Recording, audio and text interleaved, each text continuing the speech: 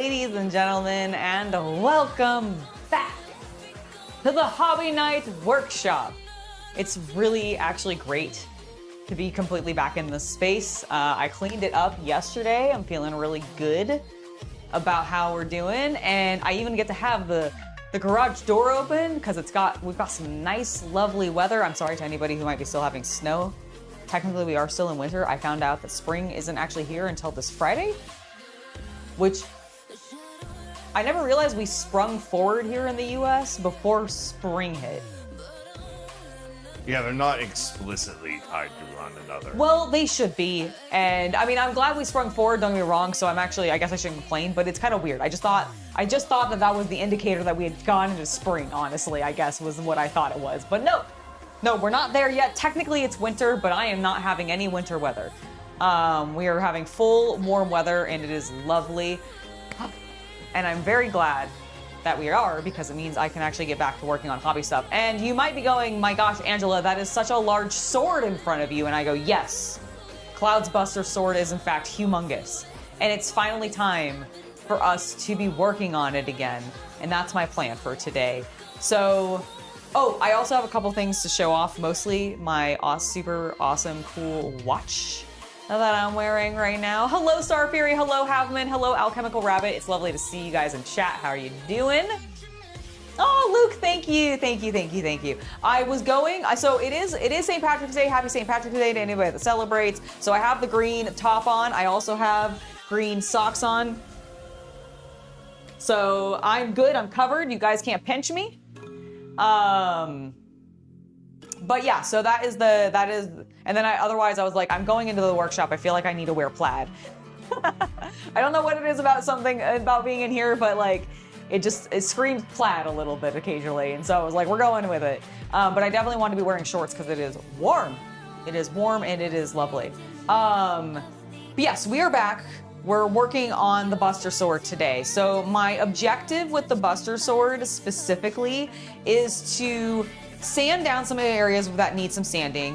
We definitely need to do that. I'm going to sand the tip a little bit, which I repaired previously with green stuff. Hopefully I don't break it again or anything like that. That is my fingers crossed hope. And then once it is done being sanded, at that point, I am going to actually wood filler primer it. Or not primer, I guess but wood putty it, basically. In certain areas, because we had a couple of cracks that formed, and I think it's because we were working on this while it was cold, and I do think that may have affected the plastic a little bit. So we had a little bit of crackage. I want to see if I can fill that in with the wood putty. That's the main section we're going to be working on. And then the main thing is actually to try to get some of this smoothed down, because I noticed I missed some areas here. And then after that, I'm going to set it off aside, and we're going to actually be working on a cute little mini scale model. I got this from one of the Japanese marketplaces near where my P.O. box is, and I thought it was super cute. It is unfortunately not the brand that Hongo or any of the other writers, as far as I know, right? That's Cyclone. That Cyclone would be, yes, thank you. I almost forgot his name. But yeah, I don't believe that it is the brand that Cyclone was. Cyclone, I believe, was did you say it was Kawasaki? Yes. Okay, yeah, so Cyclone was a Kawasaki, and then I think actually, let me confirm that, because I'm not it was either confident. Kawasaki or Honda, I thought, and now I can't remember. But one of those two. So this is a Yamaha. So in my brain, this is now Shockers, because it's not the one that was for Suzuki. Okay, sorry. So Cyclone was a Suzuki. And then I think later... It's a Suzuki T20, according to the Kamen Rider wiki. Ah, a Suzuki T20. Okay, well, I will need to look for that as a scale model for my future, because I definitely want to build a motorcycle that... And then it looks like it changed, then I think because of Rider 2, they updated to a Honda. Ah. I'm not sure, guys. I'm not a bike or Kamen Rider historian expert, but... How dare you! Somewhere in those brands. Fair enough. Well, this is a dirty Yamaha. I'm kidding. I actually know nothing about... So my personal, I'm kind of a motorcycle girl in the sense that, multiple adult males in my life have like through my childhood, rode motorcycles and still do. I never got a license myself, mostly because I'm clumsy and I don't trust myself to ride one. I fear I would just fall over on my own. I wouldn't even need to crash into anybody or anyone. I would just fall over and rip myself up. So I've always been a little afraid of it, but I really love riding on motorcycles. Like I've ridden on the back of motorcycles a bunch and I love it. I'm just afraid to drive them myself, mostly because I'm a coward. But Hongo would be so ashamed. It's okay, buddy. You're good. I have Hongo on my watch, if it's not obvious. I shared the post of this earlier. Hello, George. Hello, Captain Comic Geek. It's lovely to see you both in chat. How are you doing? But yeah, I posted about this on my Instagram and Facebook stories yesterday, but I bought a dumb watch. I bought a dumb Fitbit watch, basically. It's not actually Fitbit, it's not that brand. It's a Vital Band. It's a Vital Band. And I believe these are designed for children to be encouraged to go outside and walk. Well, if you're of our generation, so if you're a millennial or that, you'll remember Digimon. Yes. And what it is they actually evolved Digimon. Digimon still exists, but they changed Digimon into a Fitbit-like product a number of years ago. So in Japan, you raise your Digimon by exercising, and then kids can use those Digimon to like duel each other across their wrists and things like that. Yeah, so it's got... And this is based basically on that. So right now she has a Digimon Kamen Rider living in her like otaku Fitbit. Yeah, exactly. Like, look at this cute little guy. Hold on, I can't bend my wrist though. I was gonna say, come over to the side. Here we go. Do you see him? Yes. Look at him walking around. He's in phase 2. He actually looks like a rider now. He's beautiful. I love him so much. And I think he might, like, depending on how much I end up moving around today, like while we're on stream, he might upgrade again, because I was looking at his status. I don't quite understand everything that is, but I have a little status thing and there's a little circle and it's almost completely full. So I think when he hits like maybe 2,500 of whatever this is. Do you think he turns into like the second rider Dude, and then he turns know. into V3 or something? That would be both very cool and really disappointing. Like, I'm like, cool, turn into V2 or to rider number 2. You can turn into V3, but could you turn back into Hongo immediately afterwards? Because I want to turn into Big Buff Hongo from one of those anniversary movies. I want him to turn into Big Buff Hongo as well. Okay. Enough dilly-dallying, shilly-shallying. Thank you. You can tell we played way too much Final Fantasy VII. Is that what that is from? Is it that or 10? I think 10. It's 10. I was like, no, because I didn't grow up on 7. Like, I only played 7 as an adult, and I know that from much younger. So I think... Dilly-dally, shilly-shally. Was that Yuna? I think it's Yuna talking to Titus or something. Are you like sure? That. I'm like 90% sure. Who else would say it? Like, it doesn't strike me as something. It was Tifa. Really? Yeah. It does not strike me as a Tifa thing to say. That's literally what I was about to say. So it's a line from Facebook didn't post that I was live? Did it not go out? Let me check. It's because it's a weird translation of a like Japanese colloquialism. Oh. That's seemingly why. Oh, I see. Quick Google search was that about how the localizers were like, this was annoying to translate. Oh no, it posted. There's a notice that went out. Maybe you just missed it. Facebook and like Feeds are a algorithmically mysterious thing. Yeah, and they don't know. Okay, good. I was gonna say, like, I'm seeing it, and I'm hoping other people have seen it too. I'm so sorry for why, like... You don't see it. Facebook doesn't show everything. It doesn't. It doesn't show everything, unfortunately. Okay. I worked on stuff back when it did, and that was abused a lot. I wonder if that's partially why they don't do it It anymore. was. Yeah, that makes sense. Yeah, okay. Okay. The entire reason Zynga got big back in the day, before I was working there, is because they were the first game who realized, oh, every time we can get you to post to your feed about the game, more people join the game, which allows us to make more money. which is very obvious in 2026. But in like 2008 or so, Right, people hadn't realized that because Facebook wasn't yeah, the and weird so- powerhouse that it is and now. that's where the weird, like, here's a sad cow, please click on my sad cow to come into the game and also give me something. Basically, that's the entire reason Zynga became worth a few billion when it did. I see.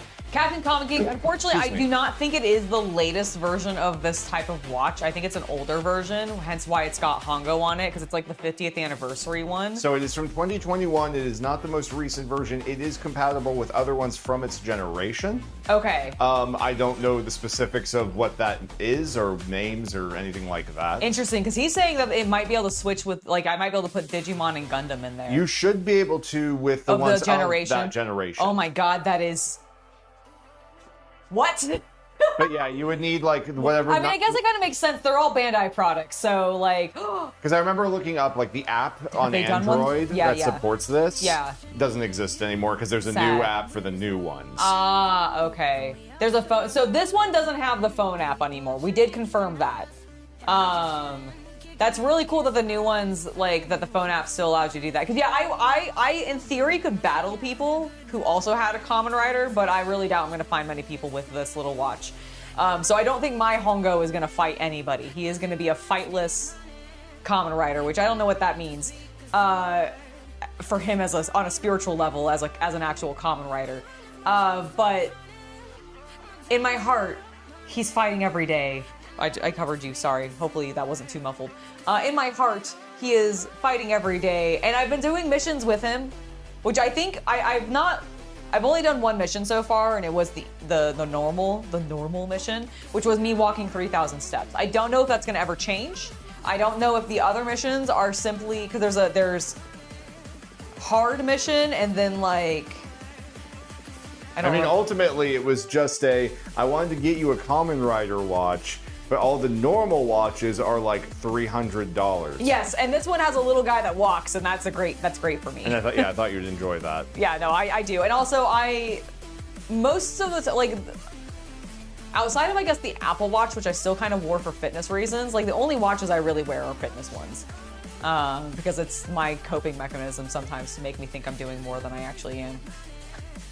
Very good. But, yes, okay. We should put this mask on, and I should start sanding. Ooh, I'm actually gonna get a new one, because this one is apparently old. There's a box of them in there. Yes, I'm going to.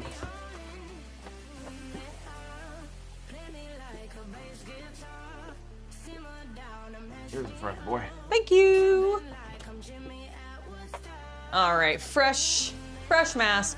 So what are we building? So we're not building anything specifically. Well, technically we will be building something later. So today's plan, just to go over for people who were not here at the very beginning, totally fine. I'm happy to continue gabbing. The plan today is twofold. I am going to simultaneously be working a little bit on the Buster Sword. We need to sand it first. There's a couple of rough spots that I need to take care of. I want to sand the tip because I had to do some repair damage on that because I was an idiot and broke it. And then after that, I'm going to be spot wood filling it again.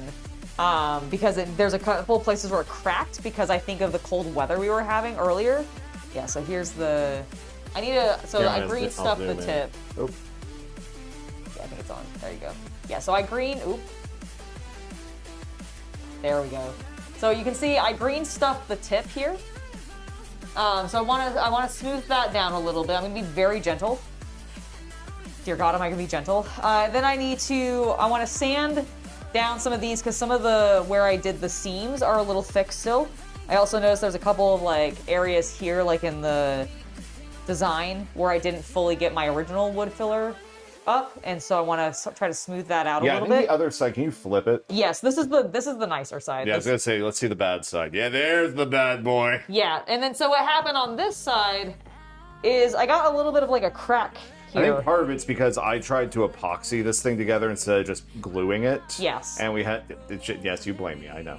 No, I'm not. I mean, I think there's a few mistakes that we made because this is only our like second real attempt at doing a non-single print project. a non-single print project, and we've made some errors, and that's fine. I think that was one of them. I think I wasn't good with my original priming or sanding, and then I also broke the tip and had to do repair. There was a bunch of issues that happened, and we're gonna try to correct some of them today. So the plan is that. Well, Corsair, they gave that. It looks like you just need to paint it. It says Corsair, excuse me.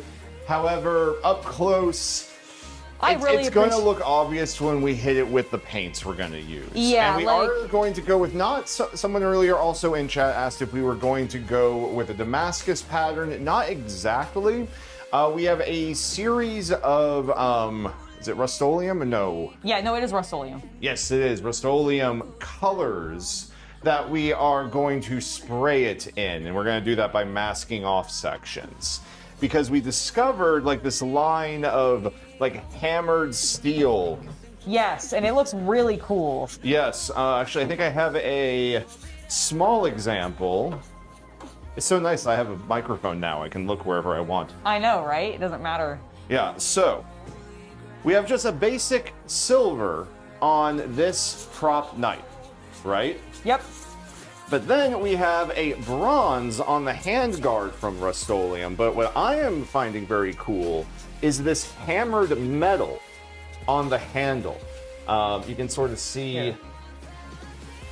You can see that pattern is from the spray paint. It has something in it that gives it that speckled, hammered look. And it looks really cool. So we have we have this color, this darker color tone. We have the silver, and we have like two other tones. Yeah, we have plus bronzes and some stuff like that. Yeah, we have some flat silvers, and then we have at least 2 or 3 of that hammered metal look, and that's what we're going to be using on the Buster Sword because we think it would look really cool. Because like if you've looked at the Buster Sword's design, it does have on this like bigger chunk of this like flat portion of the blade, it is a hammered darker metal, and then on the edge they do a brighter silver. Like it's got that highlighted edge. So that's what we're going for.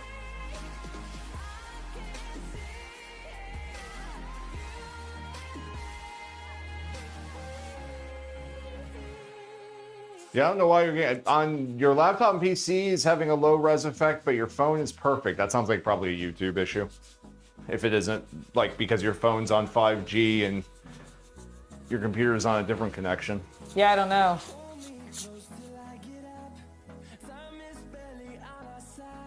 Yeah, and thankfully because this prop is so massive and it's very geometric, we expect we'll be able to mask it really easily to get like a good smooth line on that separation between the silver and the matte. Got it. Well, you're gonna be trying some brick spray textures this weekend, Fitness Frank? That's awesome. Yeah, Rust-Oleum definitely does seem to have some really good patterns. Yeah, I love how on the packaging for it, it's advertised like it's a spray paint that you're supposed to cover your mailbox in. Yes. Well, I think it's meant to also give that like textured galvanized steel look. Yeah. That I think a lot of like ends up in a lot of like gardening type decor and all that. So like outdoor furniture and stuff. Now the question is, do we have any wood filler? Oh, do we not? Well, we have this tub, but I don't know if it's aired out. I mean, it should be okay, but I don't know. Yeah, we'll look at it later, I guess. Yeah. Can you give me one of those cloths from underneath the workhorse over there? Yeah. One of the dirty ones? Yeah, one of the dirty ones. I just want to use it to rub some of this excess away to see how I'm doing. Yeah, this one is already. Yep, perfect.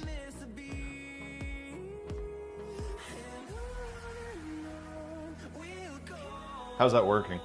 I think it's working well. That feels a lot. It looked a lot better from over here. It does. Like, one, I think removing the Rust-Oleum around put it back into the edge, but I think I'm also just getting a smoother finish, so gonna keep going. I might just like try to keep it a little bit more even to just make sure that I'm getting a little bit of everything. That makes sense.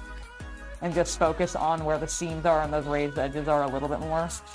Yeah, I mean, if we have to, yeah, we'll hit with another layer of filler primer after all of this. Oh, yeah, exactly.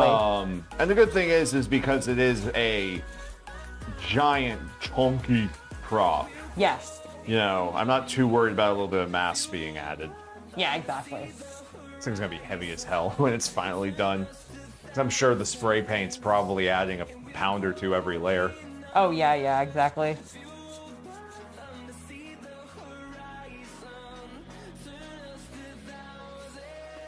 Yeah, having that's the stuff we've bought like 5 or 6 different ones. I've only gotten to use like 2 of them so far, but I've been really impressed.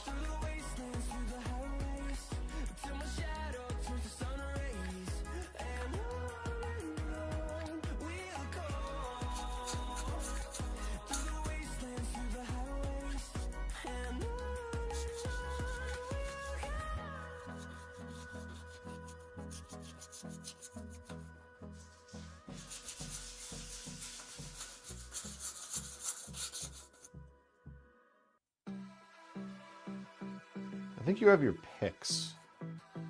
Yeah, they're actually on this side in that black and orange. Oh. Oh no, sorry, that's not the picks. That's those are the files. The No. Your best laid plans. My best laid plans. No. Here, stand up. Okay. Push. Give me the chair, or take it to your side. Yep. Here, step to over there. Your side's heavier, so there you go. Orange. Yes. Just take the red box out. Yeah, you're right. Let's take all of them. I was like, I probably only need. Just in case. Yep. All right, let's go. I just want it back up against the. It made me feel better because it felt more stable. Like the tables wouldn't move, you know. Yep. Yeah, we're using 2 like dinner folding trays from Target to prop this thing up. Exactly.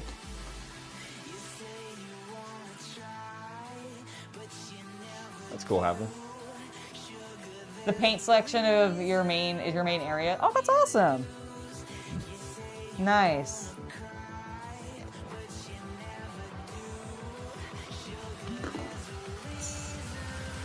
Do you actually think I still want one of the files?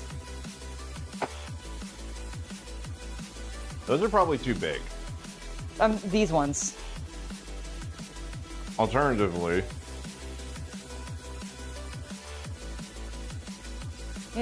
No, I don't. Okay. I'm worried it's gonna be too like chunky. Whereas I think this will be fine. Make sure you dry that off. I will. I absolutely. They will rust.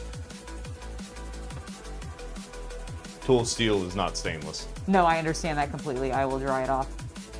I just wanted to clean up some of this.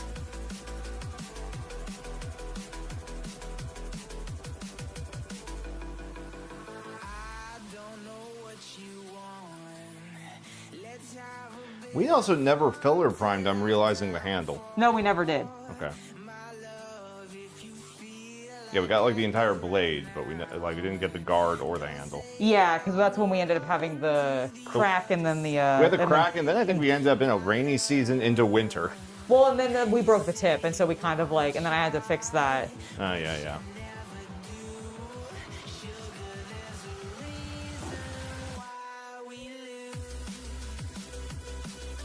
Yeah, some of that's epoxy, I think. No, I think so too, but there's a little bit of it that definitely is Wood filler. Wood filler.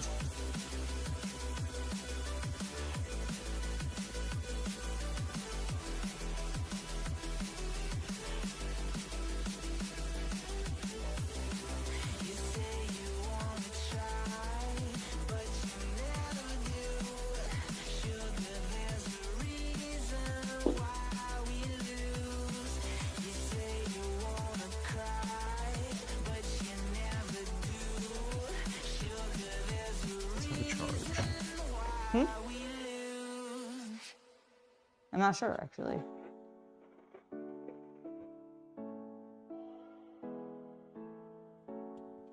You need that to blow it out. Blow it off, thank you.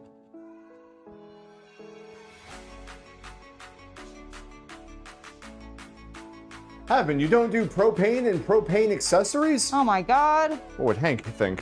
What would Hank think?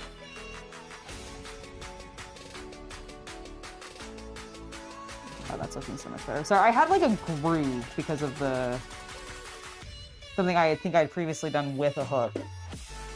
And it was like, really visible, and I was just trying to fix it.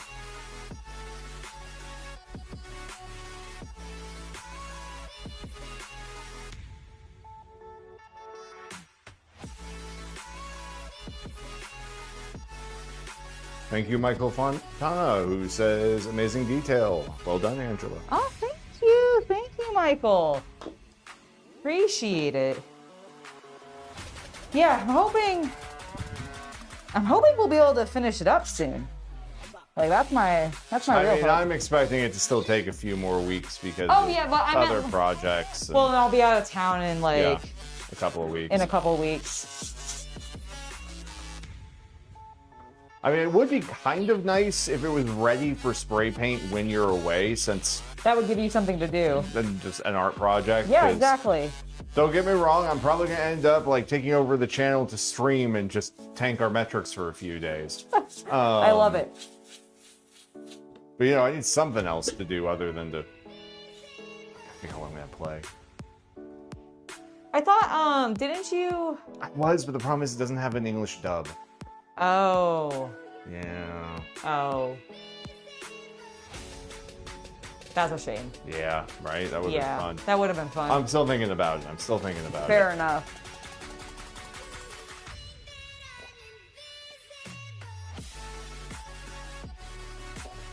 Who knows? It might even be like that new Chinese open world game might be out. Oh yeah, that's true. Yeah. They have threatened to teach you the register.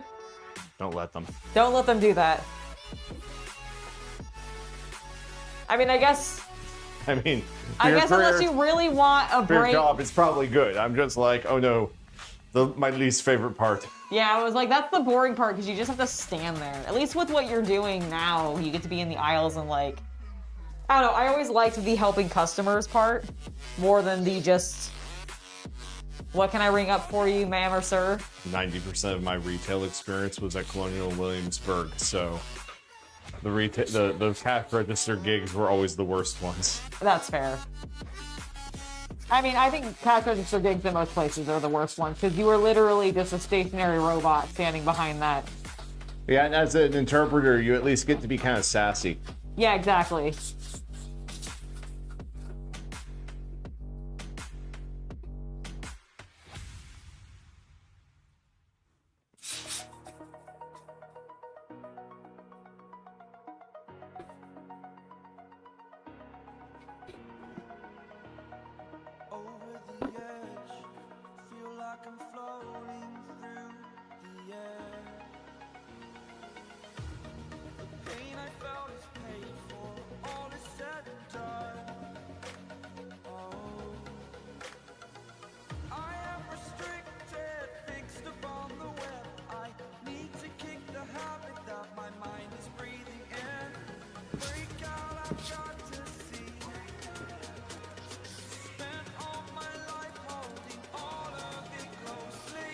Because the other thing to call is, we did do 2 layers of filler on it. Yeah. So I can imagine it might be a little uneven. Yeah.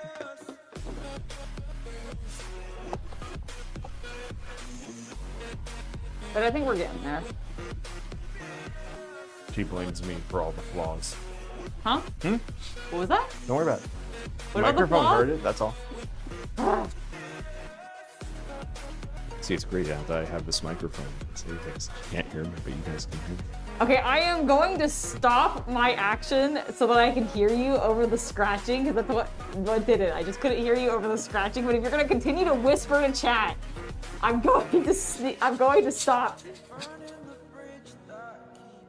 She's such a nice lady, chat, let me tell you. Like, she's so pretty and she works so hard.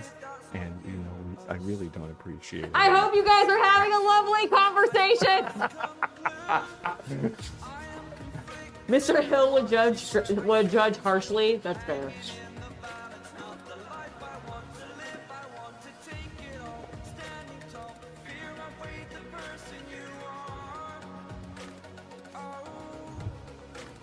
Yeah, admittedly, I haven't worked retail since the Obama administration. God, I guess it has been that long, hasn't it? Yep.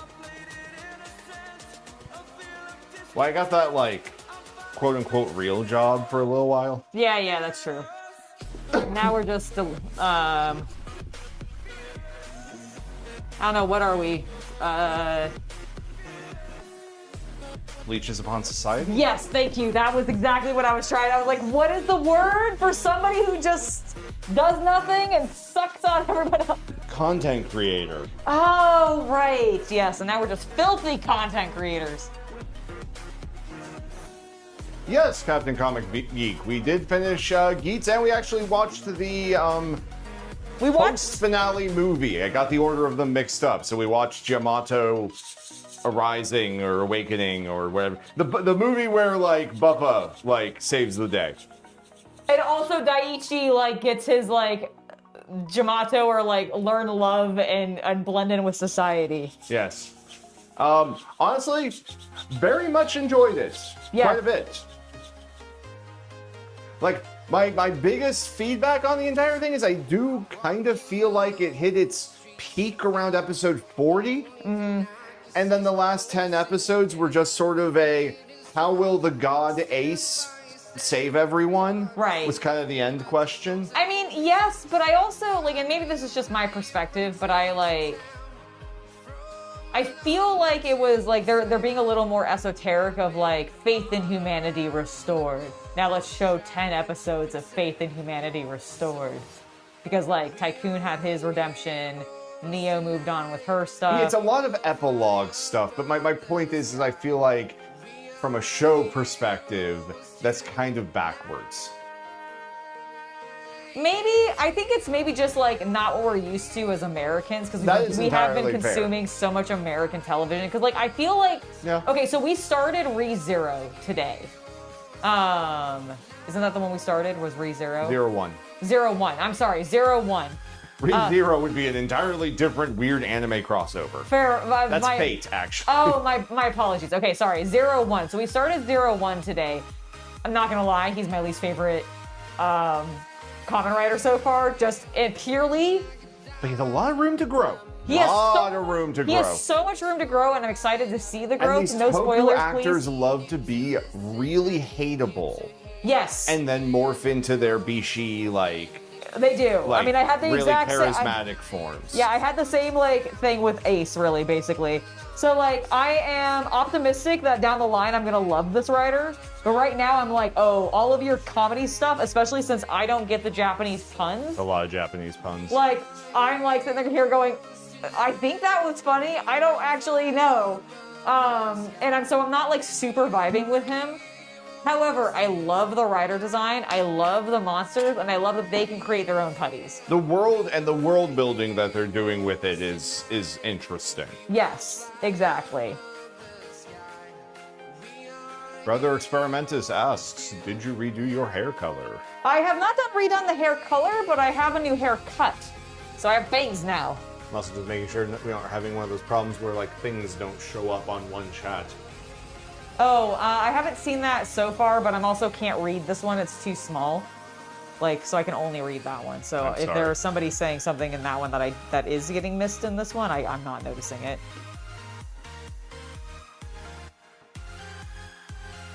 But yeah, I did not redo the color. It's still just the purple. You can kind of see it in the light and everything. But I got it cut for like the first time in like over a decade or something. It wasn't that long. Oh, it's been a long time since I've had my haircut. A decade? I have not gotten my haircut since the, like... You did in Emeryville. I did, but like... That was a long... Like, I don't it could have been over 10 years ago, I think it is over 10 years. All right, well, sorry. No, it's fine. I got my hair did as well. It's true!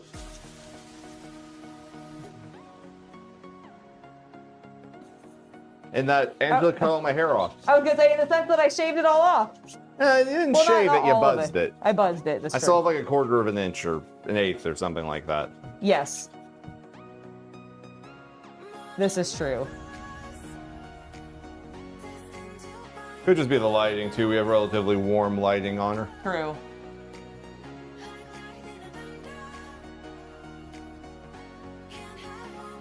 It could. I haven't dyed it in a couple days, so maybe the color's fading a little bit and it's looking a little bit more like bluish. I think it's just the lighting. It might Because we just be actually lighting. have like natural lighting coming in.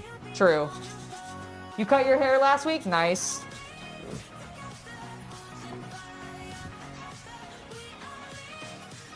It's getting warm. So I feel like a lot of people might be soon. I was worried Shay would judge mine. Your long hair? It was getting extreme. That's fair.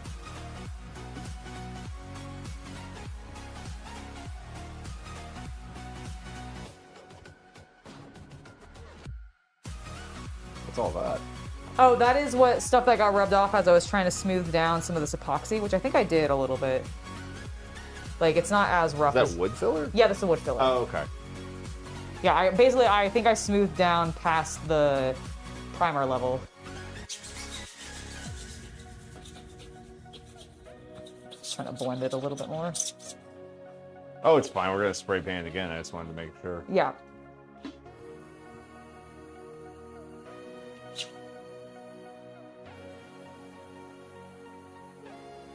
Yeah, I think this is just where I didn't do a good job smoothing it previously.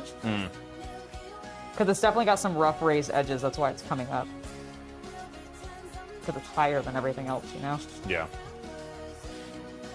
I mean, we're probably doing this with like, we've watched Adam Savage and others do tutorials. Yes. And we're doing it to that tier, and it's probably not necessary to go to that tier. Probably. Especially since we're not actually using this for like a competition cosplay prop. No.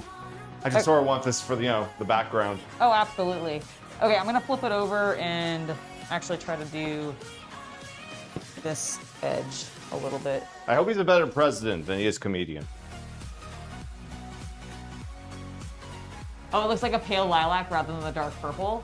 That's fair. That's probably because it's faded a little bit since I haven't refreshed it recently, which actually is good to know that it's kind of fading into like a pretty nice color. And Yeah, I it looks can let even, I would say. That's good. That's good. I was really worried with it cut and like I had to do my dye job slightly different. Like I did it the same, but not, you know, You because the can't hair. tie the bangs into the ponytail bun and. Right. Well, so I have to just like flatten them back. So I just go like back like this, and give myself my big forehead again.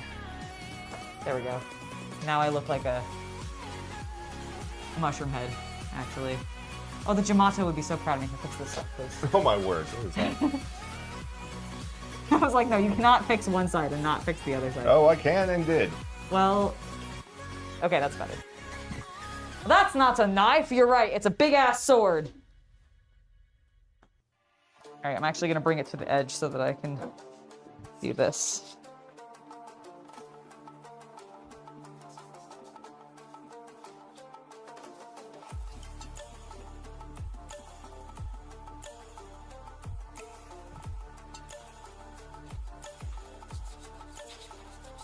Your spouse would be jealous of the sword you're going to need to make one for her.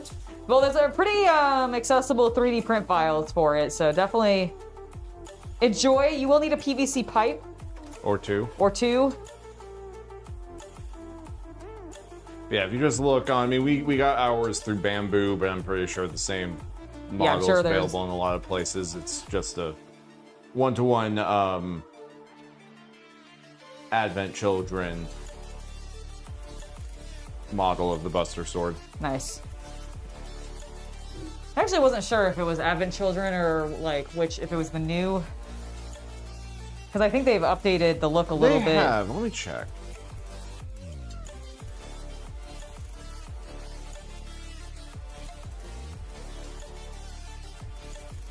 That's the copious number of manga shelves I printed.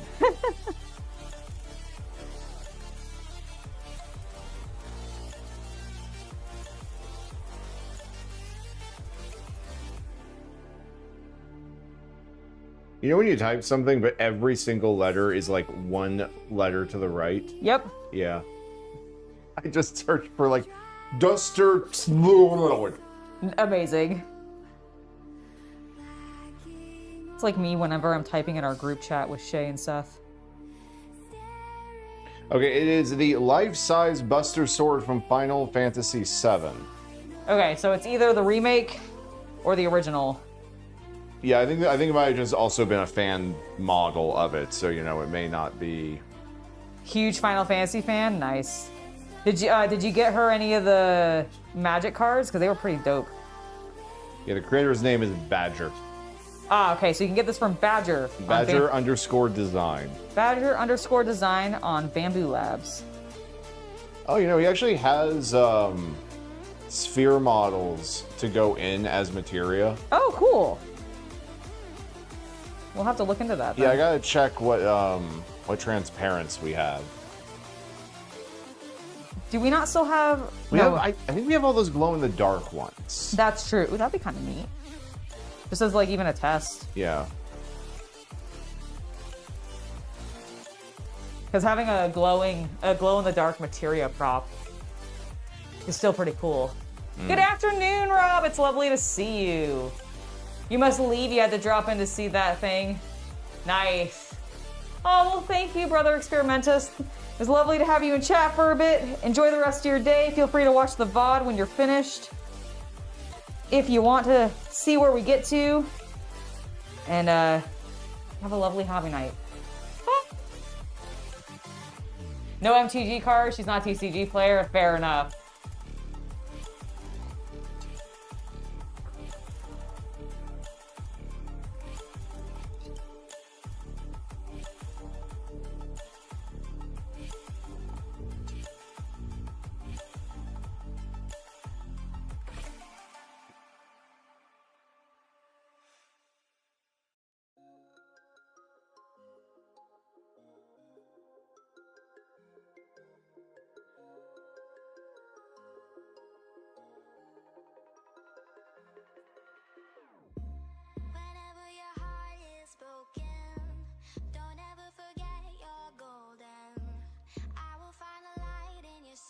All right, come on.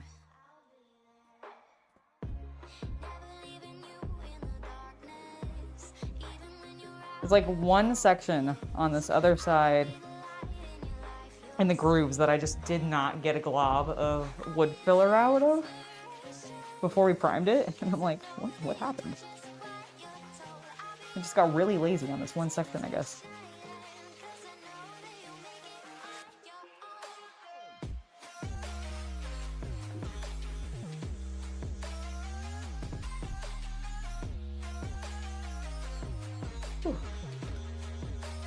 You're buying magic cards this week? Hell yeah. Not from the Spider-Man set, hopefully.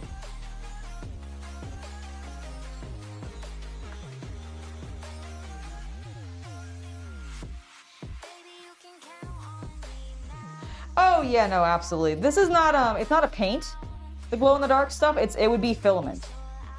So the printed material would be glow-in-the-dark, not, we wouldn't be painting it over. Which is kind of why I want to test it and see what it looks like. And I think material might be a good test for that. But yeah, no, I definitely know what you mean about that, Luke. That there are some really shit glow-in-the-dark products out there. And some that are alright. Some that actually do their job.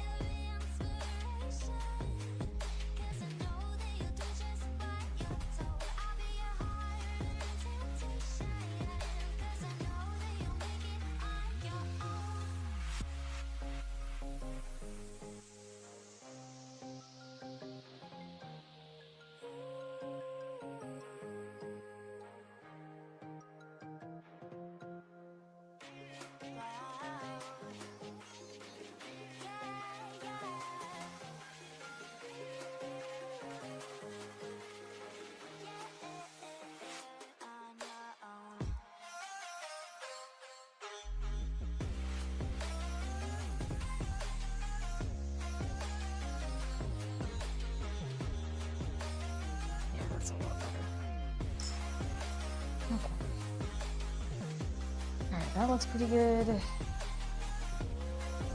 that down a little bit. It's very uneven.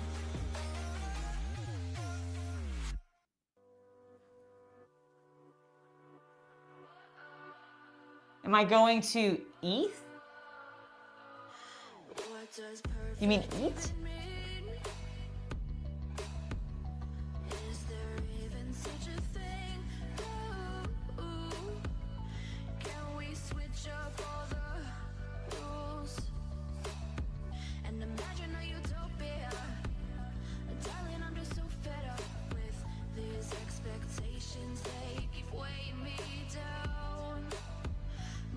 I think he meant to say you're going to weather the weapon.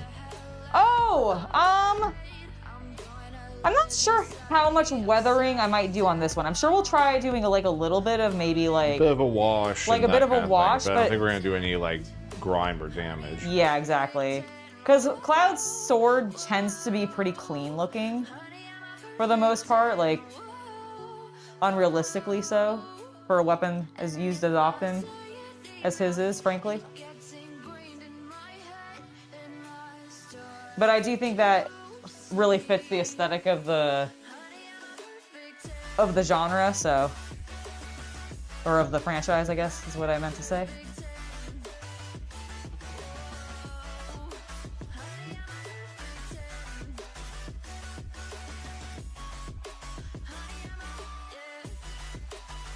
Well, thank you, Halfman.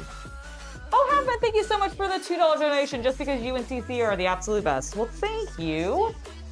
Very much appreciate that. Definitely helps the channel out. I mean, we're gonna try to make the weapon one-to-one with the original designs, mostly dark metal construction with like a silver edge. Which is also partially why we want to do the hammered metal, because it'll give it a little bit of a texture without us having to do a lot of extra work, especially since this one is more of a stationary, we're not really going to be wielding it kind of prop, as much as it's going to be in the background of like videos and content and stuff.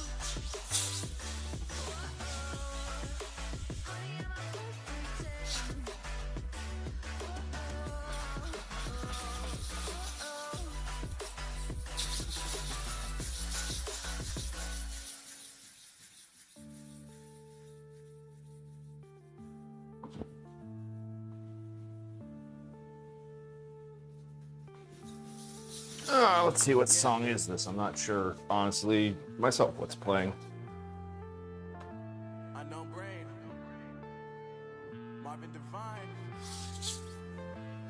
Yeah, I was gonna say, I actually don't know. I'm not sure, I'm afraid. There's a big list, and it does list everything, but I'm not sure which song we're on. Yeah. So I apologize, I'm not really sure. It is some sort of a royalty-free or license-free gaming music is what we searched. I think it's like related to / some of it I think's like fan music. That makes sense.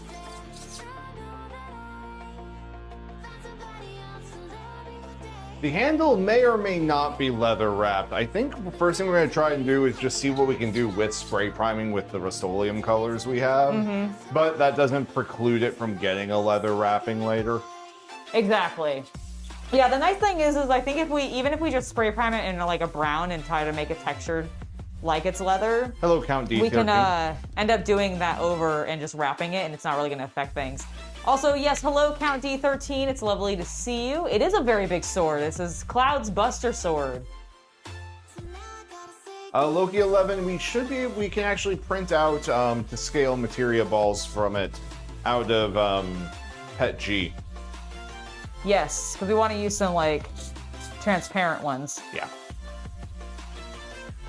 I'm not sure what we have transparent-wise. We might have just the clear. I think the only stuff we have for transparent is a bit of the red that's left, clear, and then we have some glow in the darks. I don't think we have anything that's specifically clear. Okay. I wasn't sure, yeah. My life is lovely now, focused on me. You said you were about to die, I guess the car is on E. But see, I ain't even tripping, cause I chose All right, let's see this section. come around and give me just what I need. I don't want to see you flying, see you looking down at Careful of the tip after all. Oh, I will. I'll be very, very careful with the tip, don't worry. I know how to handle the tip of a sword. Really? Because you're the one who broke it.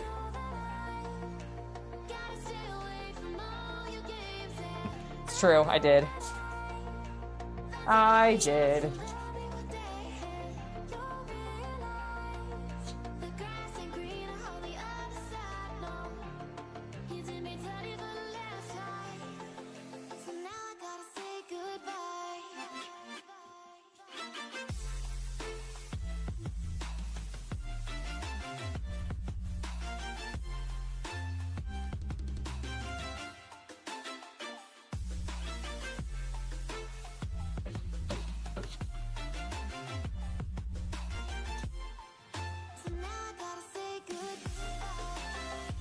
No, Happen. We would not be opposed to you sending something for Kita as well.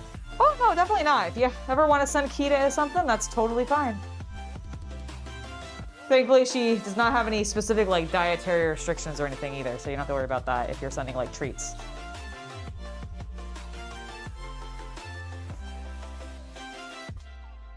And she's actually been very, very playful recently, so toys are very welcome if that's what you're sending. I'm not, like, basically, whatever you want to send her, I'm sure she's going to love it.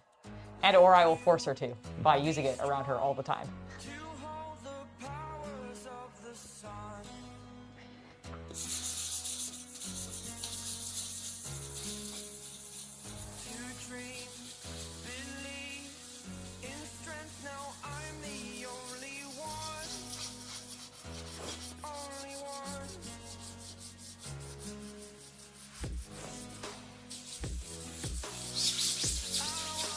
Okay.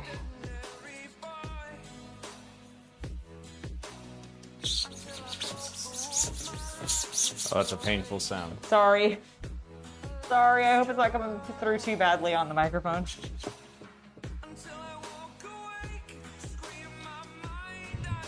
What's next? Hair dryer? So, yes, but I think I want to do, I think this is the only side I haven't done, this, like, this edge. Okay, you haven't done the blade edge? Yeah. Okay.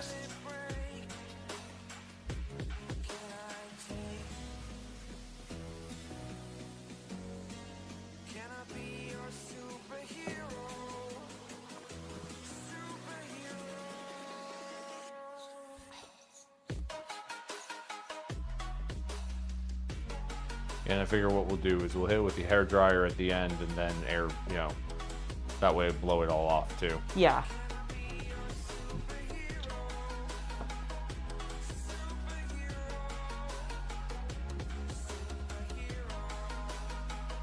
Make sure you wash your hands. Oh, I definitely will.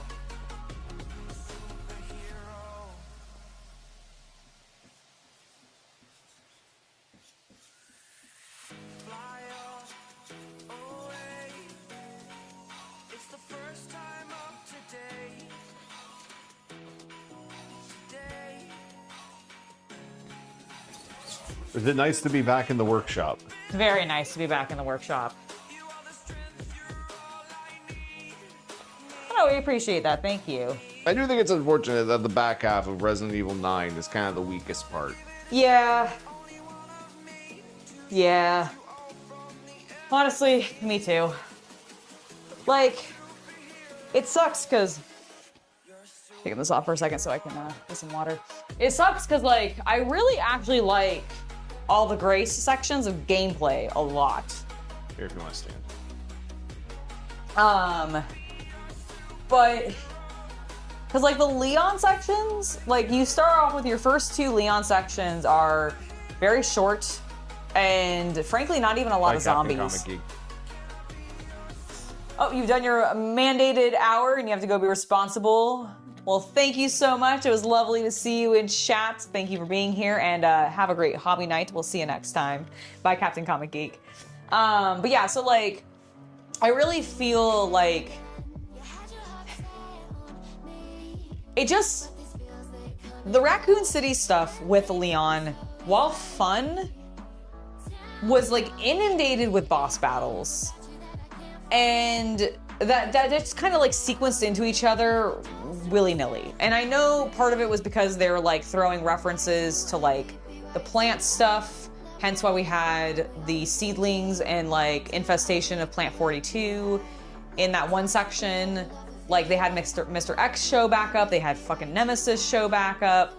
Like they had all these like greatest hits, right, of the Resident Evil boss battle bonanza is what I felt like they were doing. And like on one hand, like some of it's fun, but it also just feels a little weirdly disjointed in my personal opinion. And so it made Leon's sections feel very just like, and we're doing this, and we're doing this, and we're doing this. And whereas like at least with Grace, I felt like she was able to theoretically have some growth because she could have gone from the pansy ass like analyst for the FBI who doesn't have a lot of field experience to suddenly a massive amount of field experience. All of what Leon realistically would have been going through in the second Resident Evil, because you know he showed up, it was his first day of work, and holy shit is it going to hell. So like, you know, it could have been like, it's not a one-to-one, but I feel like that comparison was meant to be there. And so I just feel like Leon's sections felt really like tropically added in, I guess. Even though the way that it was sold when they were like announcing it and everything was to be like, all right, Grace's sections, she's gonna be a lot more powerless and she's only gonna have like one weapon, because they really gave me the impression in the ads that she was gonna get a single weapon. Girl gets 3 different guns.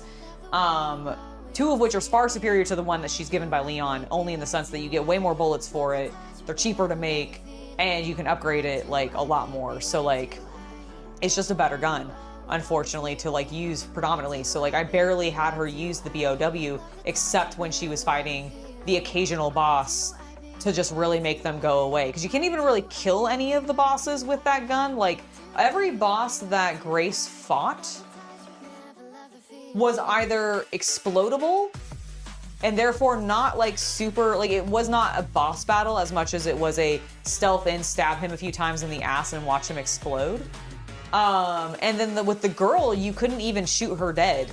You had to do the light thing with opening up the hatches. So like you couldn't even actually have Grace fight her. And honestly, missed fucking opportunity to not have Grace. This is not my opinion, this is an opinion I saw in another video, but I completely agree with it. Missed fucking opportunity to not have Grace actually have to fight Emily once she turned into her weird vagina face monster thing, as opposed to having Leon come in and have him be unmovable in that segment. He is stationary, you cannot move him. All you can do is move where the gun's positioning is, but you cannot physically move around that space. And then you just shoot her, and yeah, we're all aiming for her chest or her head, her vitals. And then they turn around and tell us that he didn't hit any of her vitals. I don't know, it just felt bad. It just felt really bad.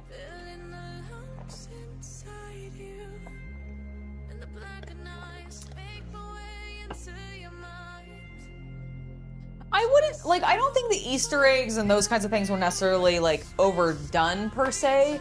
They just... I did. That's fair. I felt like... I guess they were overdone in the sense that they strung together one right after the other. They were overdone in the sense that it was the entire damn game, and I was hoping that we would actually get some continuation and or story development, which we got none of. That's... yes. But instead, I got to do the mansion again. I got to do Raccoon City Police Department again. I got to do Resident Evil 4, 5, and 6 missions again. That's fair. I got to fight the big bosses from 2 and 3 again. That's fair. I guess for me, I didn't mind... I still feel like the story could have been progressed forward if it had been written more comprehensively. Here's the thing, even with full understanding of the story results in nothing has changed. Yeah, that's my problem with it. Like, I don't mind like, I guess for me... Even if you're like, okay, let's assume that the good guys disperse the antiviral in such a way that stops all future T-virus. Yeah. Okay, Los Plagas and the black fungus are not viral. Mm-hmm. So, whatever. Yeah. Well, and that's, like, and again, that's why, like, I guess, for me, redoing the greatest hits in regards to, oh, we've made this location feel like the mansion, we've literally taken you back to the police station, but you're not going to spend nearly as much time here. No. And then we're going to go to a final location that always has the, like... I'm paraphrasing other videos. I'm sure a lot of people probably feel this way. Like, I guess for me, that part wasn't what bothered me. What bothered me was the fact that Grace ultimately had zero, both Grace and Emily had zero actual point in regards to this story. Okay, I went on a rant about this. I've ranted at Angela about it. I've ranted at Seth and Shay about this. But I was playing the game a second time. I got to the puzzle where she can only do it via Braille, so she says she has to go get the kid, this FBI analyst, someone who analyzes data and information for the FBI. And I realized, looking at the buttons, that we know have to say sun, star, and moon. Yeah, we know that they say those, and There's she knows. only one word or one button with 3 Braille letters. That must be sun. There is another button where there are 2 letters in the middle that are identical. The same. Therefore, that must be the word moon. And that just leaves the other one to be star, because it's 4 letters. And they're all different. Yeah, that would... There are at least There's no 3 reason to involve different that ways. poor girl. There are 3 different ways for Grace to actually be able There's to only solve... 6 permutations. There's only 6 That's what I mean. permutations possible once you've read the notebook and you know the combination. Now, if the combination was somehow written in Braille... Yeah, or something. In a sentence full of Braille... Yes. Then that would make a little bit more sense why you'd have to go get the girl, maybe. But here's the thing. Even if the combination was written in, like, they would have to be very poetic in the, like, sense of, like, saying, like... True, because you could still on recognize this night, the moon... The point is, you could still figure out the words. You would have the Braille on the machine, you'd have the Braille in the sentence, and you'd go, which Braille matches? I guess it just bothered me because it's a puzzle, and literally if you use even like level 1 escape room puzzle logic, yes, you get through it. That's true. I agree. Like, I think that's my problem with it too, is I'm just like, this girl ain't no FBI analyst, okay? If she's needing if she thinks the best opportunity for her to figure out... Did I do this side? No, I did this one and this one, but not this side. Okay. She thinks her best opportunity to figure out this thing out is to get a blind girl out of her cage that she's probably in for a reason. And, like, I don't know, it just... I would ask questions of why is this little girl behind tier 3 access? Yeah, exactly. We've already established that, like, these accesses are for, like, restrictions because things get dangerous. You should be asking yourself, like, why is this little girl behind here? Like, I don't know, I just feel like Grace, for as much of a analyst as she was supposed to be, one, did very little analyzing, and also was an idiot when she did. Like...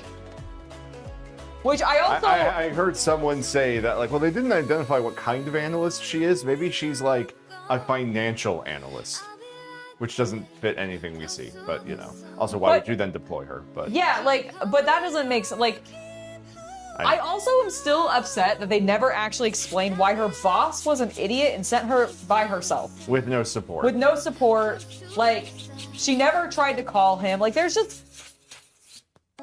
Again... Mechanically, level-wise, I didn't dislike the game in the way some people found it boring. The or mechanics and the dynamics are great. It had some aesthetic problems. Yeah, like all of my problems are aesthetic, and I don't even mean like visually how it looked. I literally mean that the narrative they constructed for why this is all happening, like it would Well, have. here's the thing. It's Resident Evil, so I can accept why is this all happening is stupid. It's just I need there to be some resolution to some plot lines that actually progress the story forward. Yes. You know, you end 7, and there is now a new viral thread out there in the fungal growth. We've established there's movement within the BSAA. You know, some stuff has advanced through the plot. We go to 8, to Village, and we're resolving everything that's going on with that poor family, that poor fungal family. Yep. You know, how's it working? I think it's looking good. Good.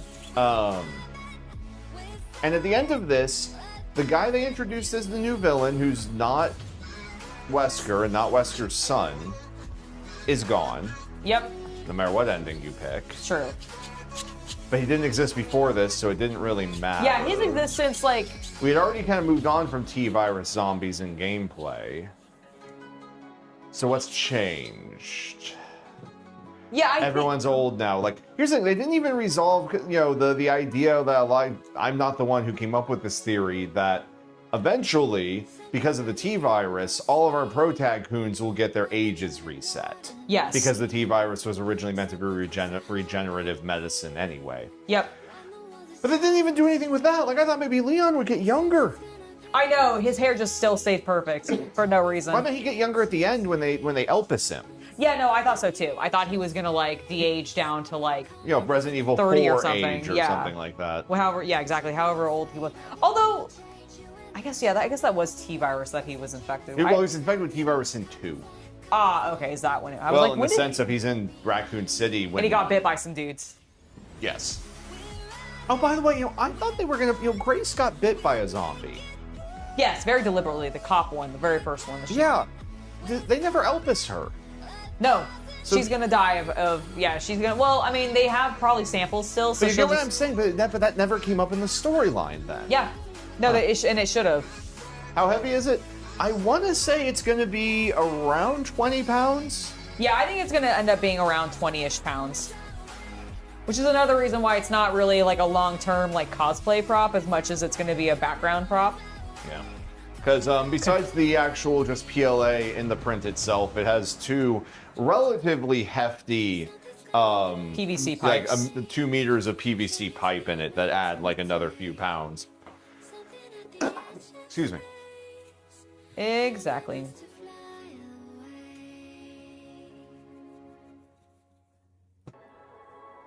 How are we looking? I think we're good. Yeah, I think it's doing pretty well. Here, you give it, I'm gonna move it over here. I can come look. Come look.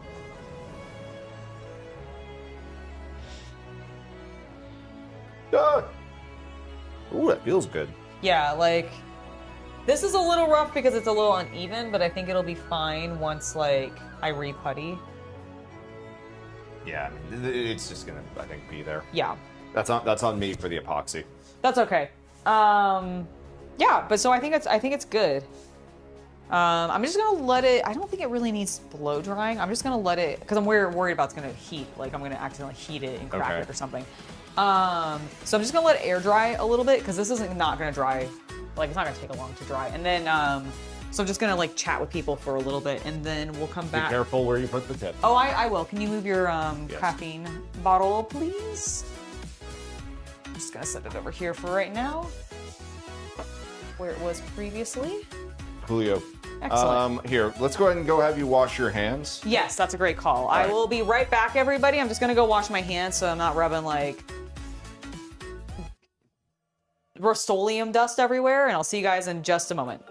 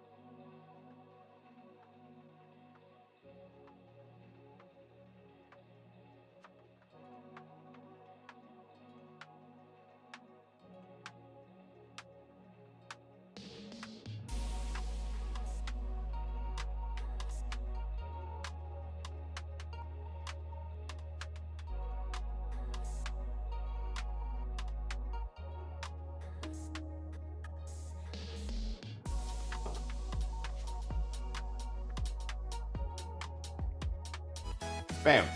Hello, we're back. Okay, I mean, because we're not doing any sanding and things are gonna have to dry anyways, I think we can just probably mostly just jump back into it, right? Like I guess let me check the wood filler. Yeah. Let me check that and see if we even have like, whoops. Oh God. Sorry, Angela put a million things in my way. I did no such thing. I'm sorry, my fertile hips could not fit through that tiny space. It's true, it's true. Neither could yours, apparently. No, this is fine. Okay. Yeah, I think I just need to get some isopropyl alcohol out to thin it. Oh, is this I don't know, actually. I think this is water. I don't remember, but I have this, my old brush, and Nope, that's alcohol. Is it? Is it alcohol? Yep. Okay.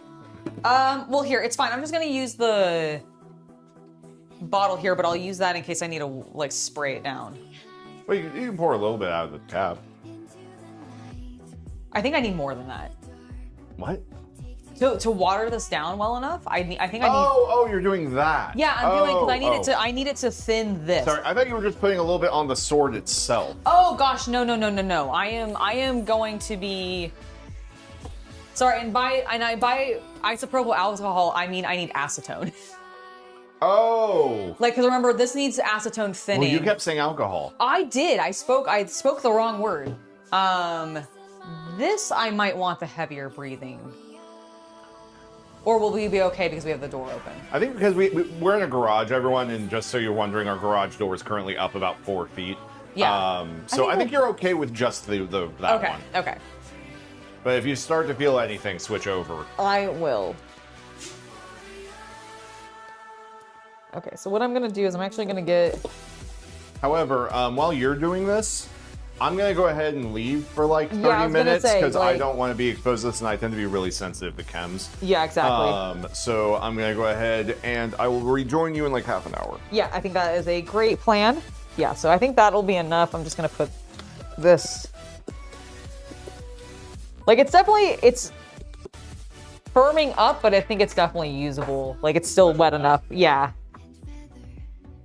Okay, I'm actually gonna leave that there just in case I need it still. And yes, let's go ahead and get some stuff out.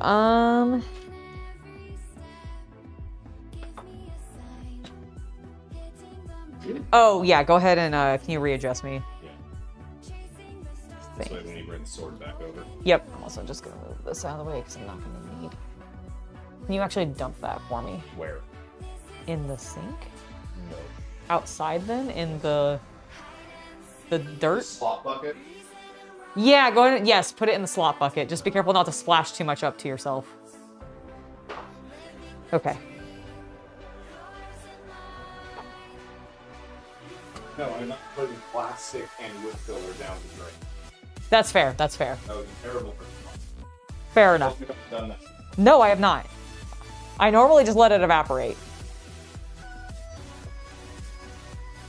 Oh, I need... I was like, why is this not working? It's very secure. All right, which side do I pour it from? Sometimes it tells you, like, pour from this angle.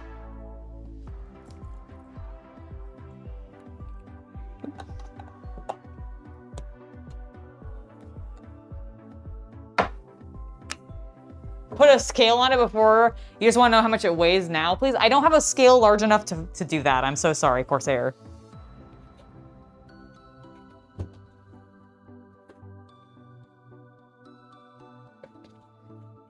I had to pour it into the... Slot bucket? No, into the dirt bucket. Okay. Where we don't want anything growing anyway. Okay, that's fair.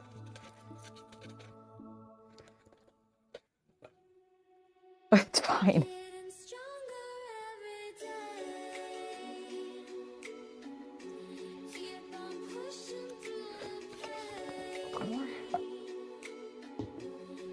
Yeah, if I had a large enough scale, I totally would, but I do not.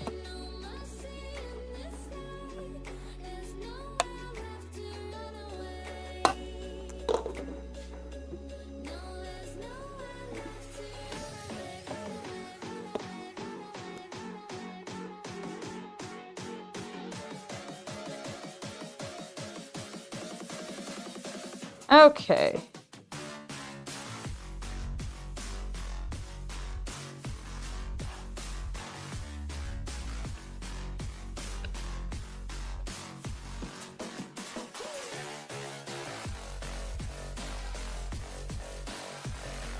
All right, we've got our stuff made up. I'm gonna bring the, I really was trying to avoid getting this table super dirty, and what did I do? I made it immediately very dirty.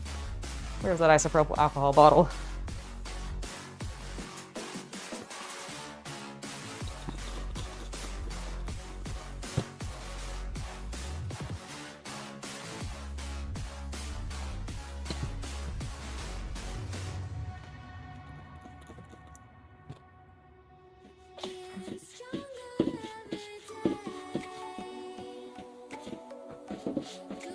There we go. All right, let's bring the sword back over.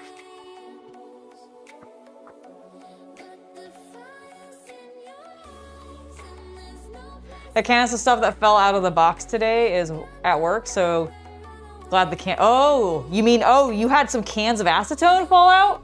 Dude. Yeah, that would have sucked. Whew. All right. So the main places we're focusing this is gonna be where we have some holes. Probably poured way too much in here, but it is what it is. What I'm gonna do is I'm actually gonna use that, and then I'm gonna grab one of these sponges. Not this one though. That one I've used on other things. All right. To really smooth things down a little bit more for myself.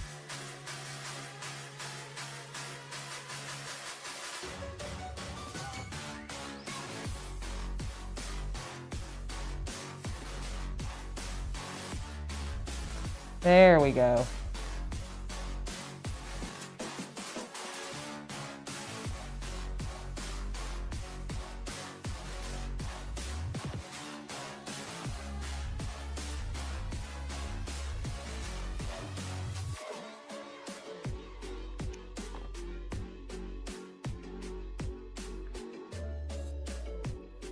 Yeah, acetone would be an unfortunate thing to have spill at work.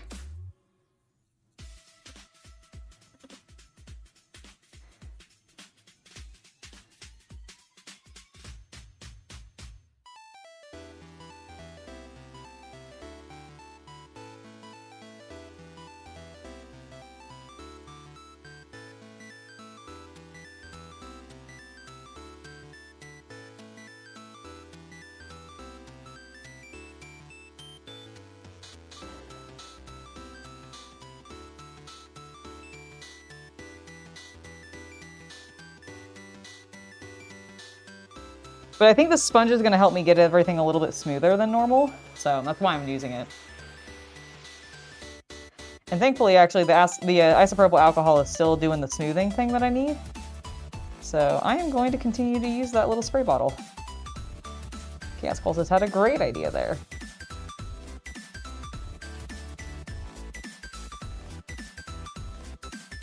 All right, here's a big section that needs it.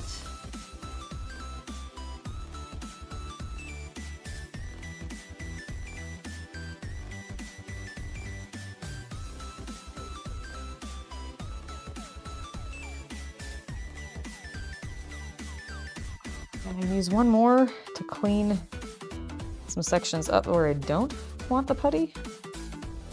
There we go.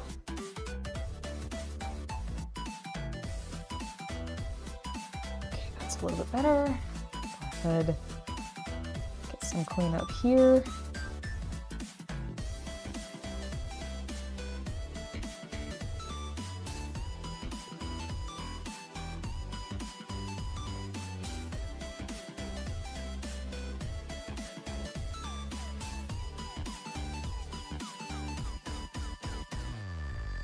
Okay, there we go.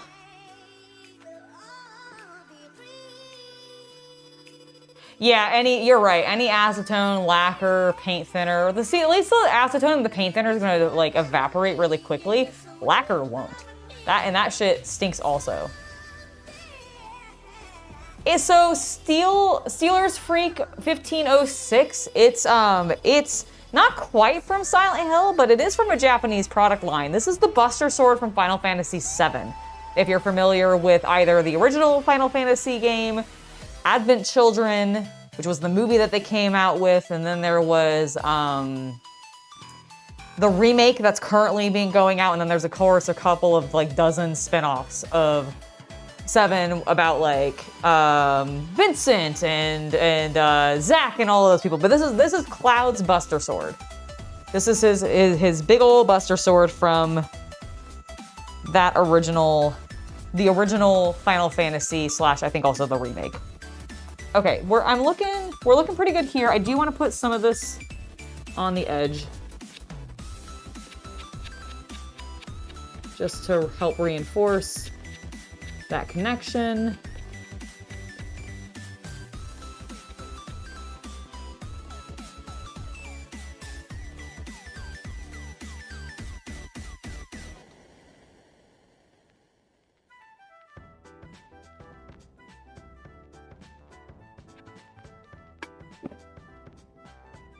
Like a random hair in there.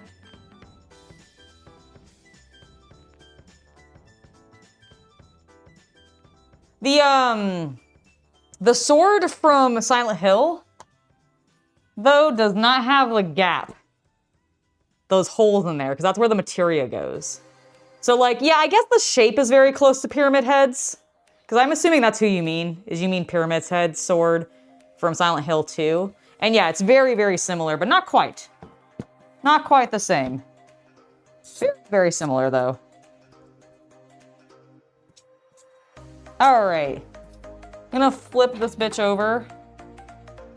Well, actually, I'm gonna see if I can smooth that a little bit.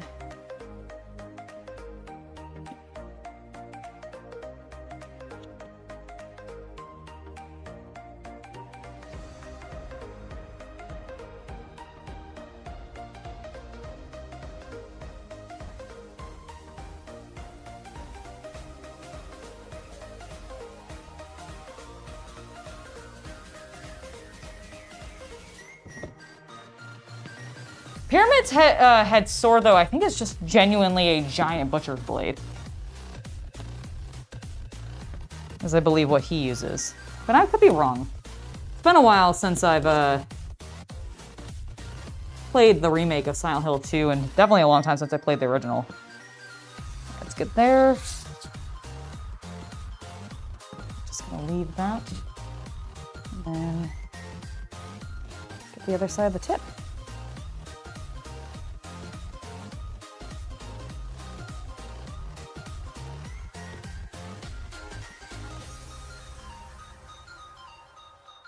Okay.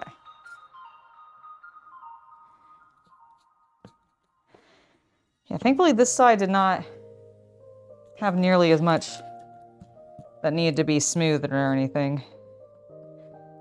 If much at all.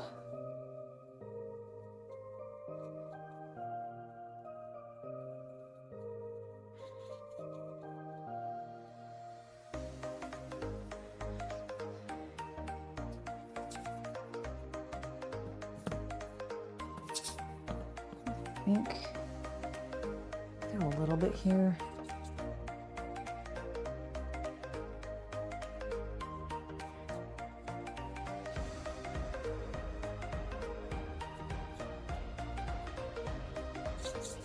Okay.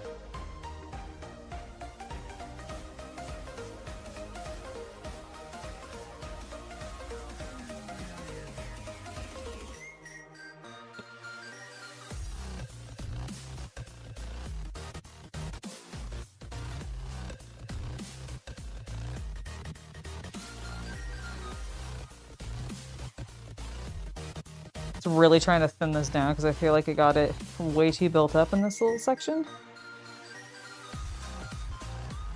So we're just smoothing it out a little bit. And I'm gonna grab another, oh, I'm just gonna use a paper towel. I need to soak up some of the extra that's fallen into the crevasse. The pyramid sword is more like a giant hunting knife.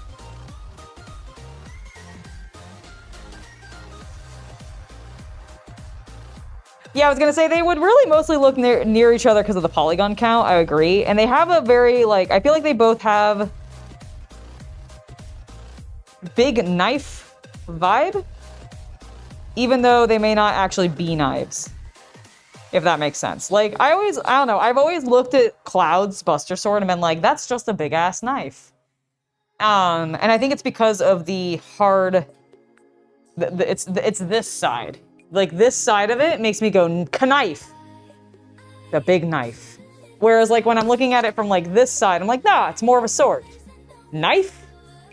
Sword. I don't know what it is about this edge that makes me go more knife, but it does. And I know that there are swords that do that. I'm not saying that. I am not denying that. I'm just saying what I feel like I feel.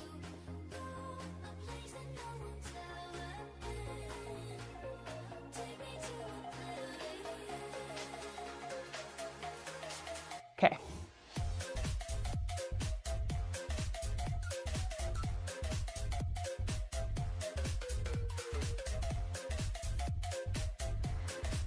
All right, I think we just let this dry. I'm gonna have CC inspect it after it's dried a little bit, see if he thinks I need to put a second layer or anything, but I think we're good.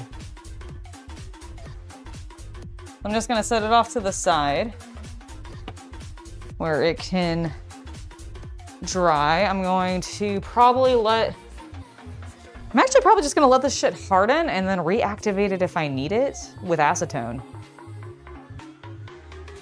Because I otherwise don't know what to do with it. So I'm just gonna set this off to the side, let it harden a bit.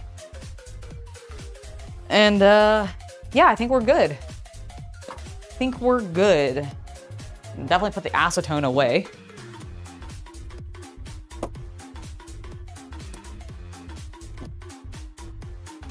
And I'm actually gonna be right back. My hands got a little dirty, so I'm gonna wash those again real quick and let CC know that I'm done, and then I'll be back. And what we're gonna do when I get back is I'm gonna start working on the scale model motorcycle that I have.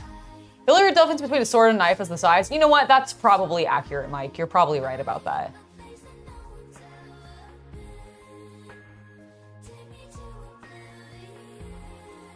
Oh, was there a bit that dropped on the floor? I know there was a big chunk that was near the tip that I did get, so maybe that's what you were talking about.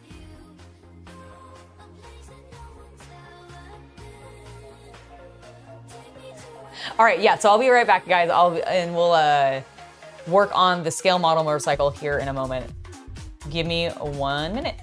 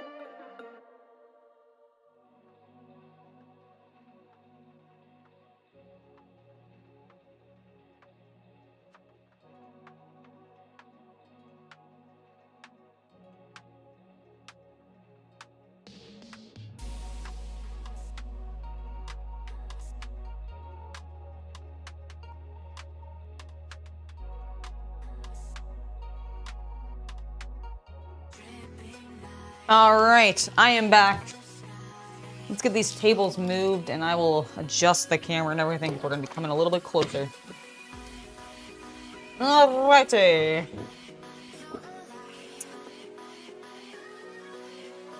I think the sponge was a really good choice, chat, for using on the sword. I think I'm gonna do that going forward.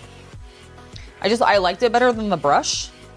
I felt like it was either smooth, get into the crevices a little bit more. So it was pretty good stuff. Just moving my tables out of the way. I do not need them right now.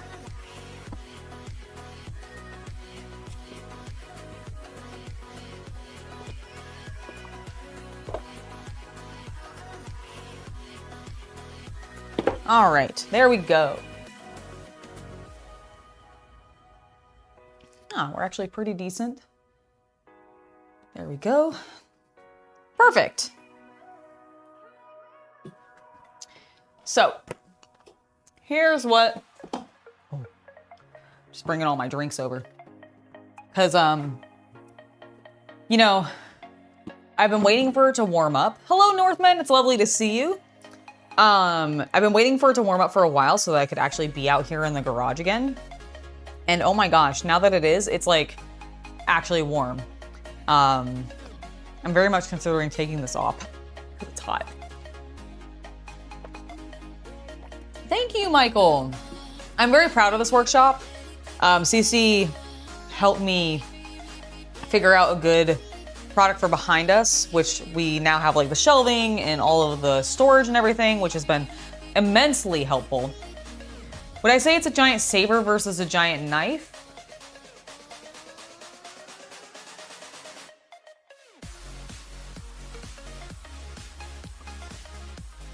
I think yes, because, and correct me if I'm wrong, I actually don't know this super well, but sabers do have, like, there's something unique about a saber's blade, right? And I don't know what it is. I think it might be that it has a single edge like Cloud's sword, but I don't know specifically. So you guys would have to correct me if I'm wrong on that. But now that I've done what I can right now on the Buster Sword, we'll probably be back with more Buster Sword work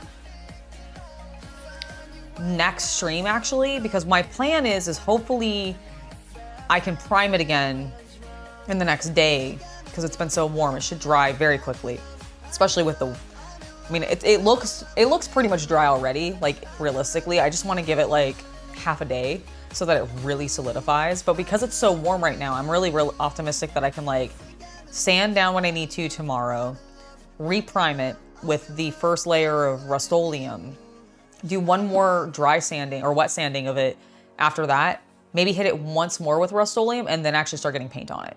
That's my hope.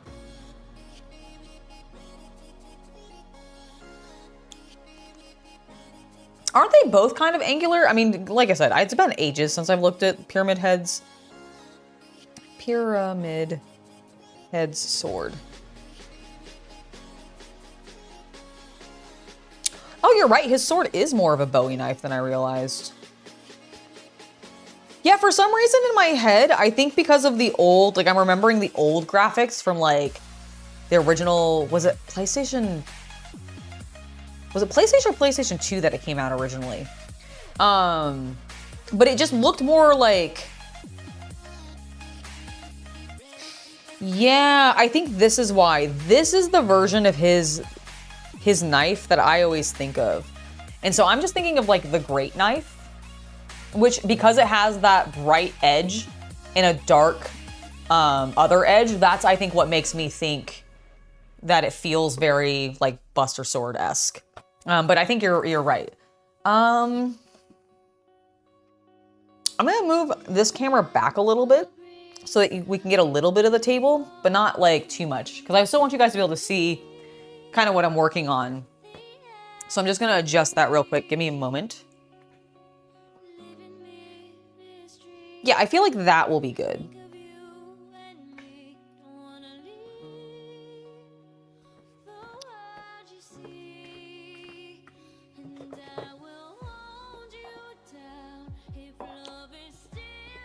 Yeah, that'll be good. That'll be perfect. So this is what I'm gonna work on for the rest of the stream. I have this Yamaha vintage bike kit. There are 6 options of what could be in here. I do not know which one's in here. I don't know if it's gonna be the white one that's on the front. I don't remember if that's how these works or if they're actually blind boxes. So let's hope that we get something cool. It's been sunny in the UK for you? That's awesome. That's awesome. The OG was more like one side of a pair. Oh, that does make sense. That does actually like make sense logically to me. They do always send candies in this. I keep forgetting this because I think they do the same thing with, there's an entire line of Gunpla that are specific Gundams. Like I say Gunpla because I mean Gunpla, the Gundam series lines of scale model kits. And they make one that's called Artifact. And I saw it at my local game store. And one of my friends at my IPMS meeting, who's a big Gunpla guy, like that's predominantly what he focuses on. That is his scale model of choice. And frankly, I kind of love him for it because he brings in some really cool stuff. And it's always Gundam. He was like, I need to find a place to get these.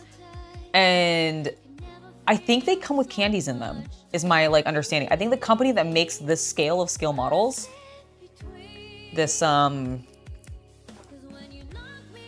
Toys Connect, and I don't know if that's the same people who are doing the ones, like I assume Bandai is the one making the tiny artifact versions, that I think they took like a page from these guys, because I think they come with candies as well, or at least I need to buy one and find out. It's cold in Pittsburgh right now. I mean, I think Pittsburgh is predominantly pretty cold. I mean, technically we're still in winter. We got the cool red one. That's awesome. Okay, so I think we actually got number 6. I think that's the one we got. It's the only one with a red body. Oh, that's so cool.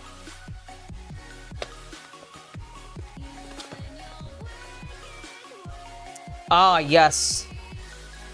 I can definitely read that. Let's see if we can figure it out. It can't be too hard. So the cool thing about these particular kits, one of the reasons I like them, I've gotten a couple of, I haven't actually opened any of the motorcycle ones before, but I have opened some of they have some for ships, like the big military ships and stuff. And I've gotten a couple of those, and they were cool because they were pre-done, pre-painted stuff.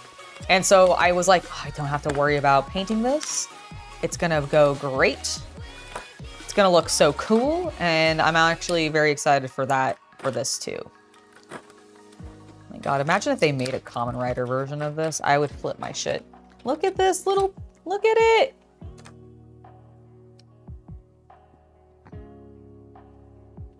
So not as, like, it's very detailed, but you're not having to build quite as much as you do with like traditional like Tamiya scale model kits and that kind of thing.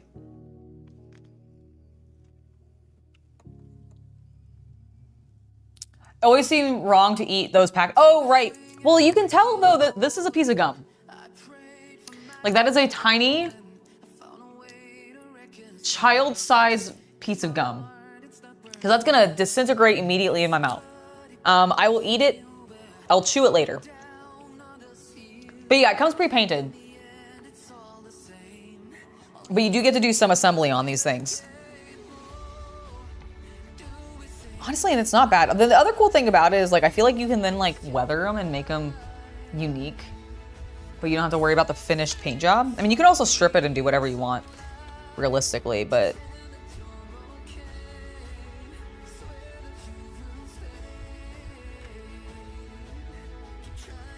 Okay. We are still gonna need to clip some things off of sprues though.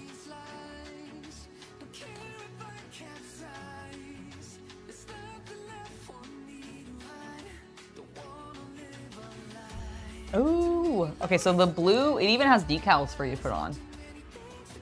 That's pretty cool, actually.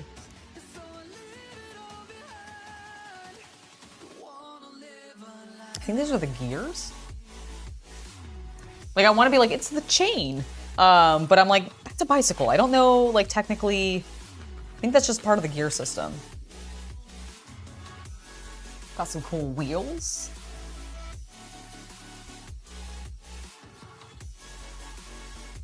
What scale is it? That's an excellent question. It is 1/24 scale.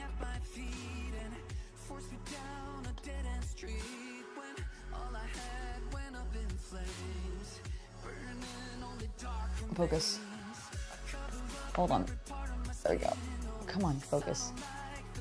There you go, 1/24 scale. So it's a Yamaha RZ250/350, 1/24 scale model. Vintage bike kit.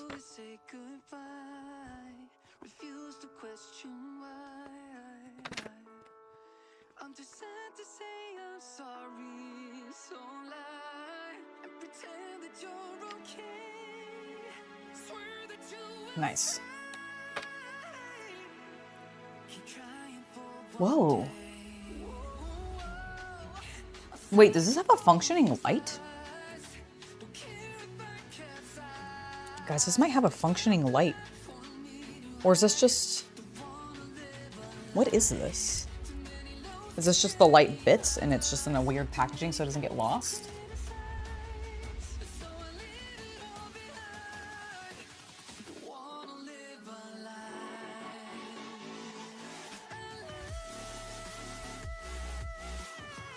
What are we gouging out? What do you mean gouging out? Oh, there's just some tiny little pins. Okay, there's two tiny little pins and then like a weird bit of acrylic in here. Okay, weird. All right, I'm gonna leave those in the box just so that I don't lose the tiny pins. All right.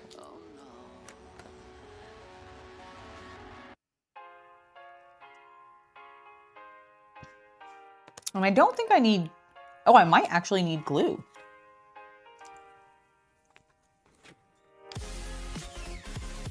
I got the red one. Cool.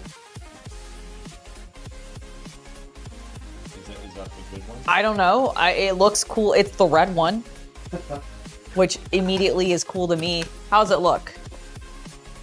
The other side is the bad side. No, that's the bad side. That's why it has more work done on it. Yeah. Okay. Okay, I might need glue. No, I got some right here.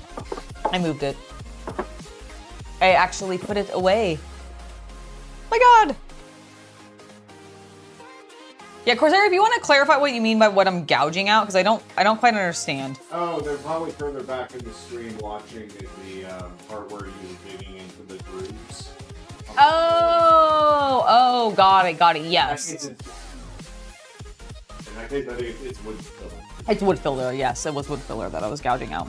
I understand. Okay, so does this have to be glued, or is it like press fit? I'm sure the instructions tell you. Yes, let me just... Listen, you've had 20 years to learn Nipponese. Nipponese? Oh my gosh. It's true.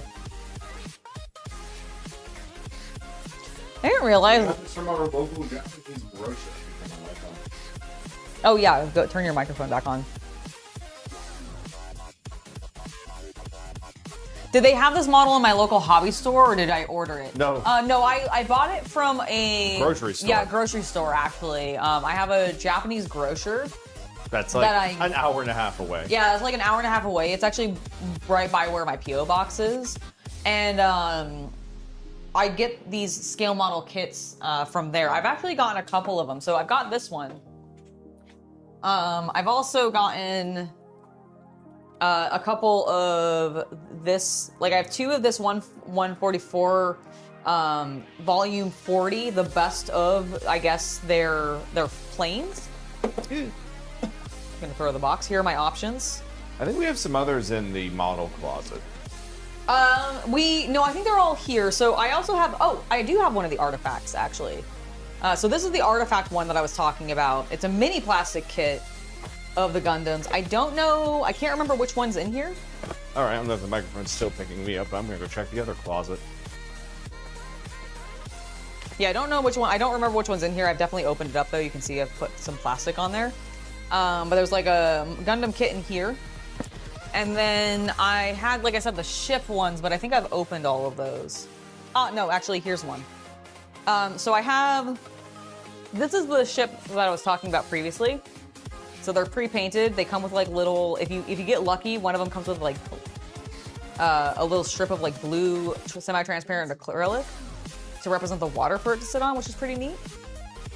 And then I also have this one, which is an anime girl who's also a boat.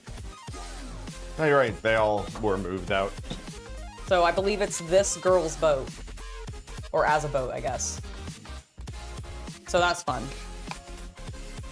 So yeah, a couple of them, but I've gotten all of these at my local like Japanese grocery store.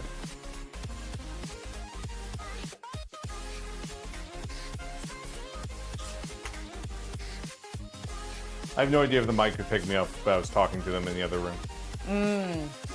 Oh, were you? Nice. A little bit. I didn't actually check to see, so I apologize. Don't apologize.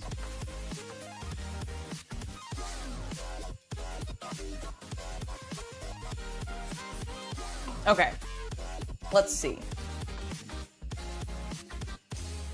I should translate this.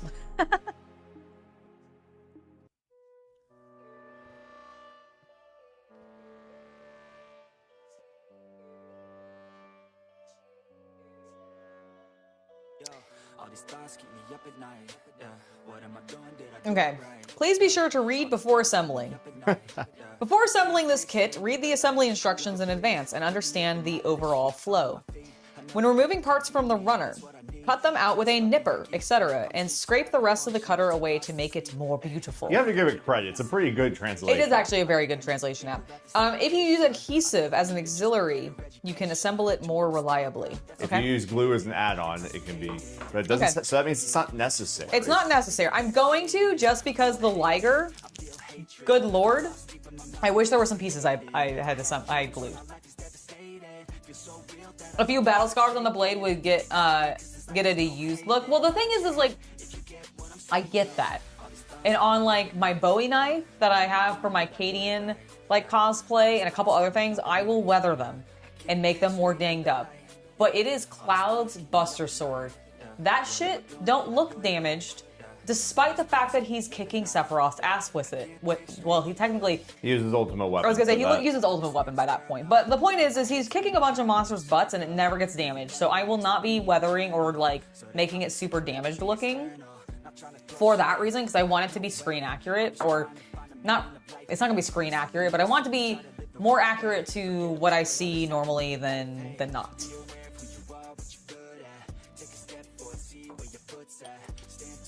Okay, so let's actually do this correctly. So we have it facing this way. It wants us to use this rod. Oh my god, is this to hold? I don't know. Hold on, I need to see what that says. Shaft Hey, Yafuto. Okay, that doesn't help. it's the Yafuto shaft.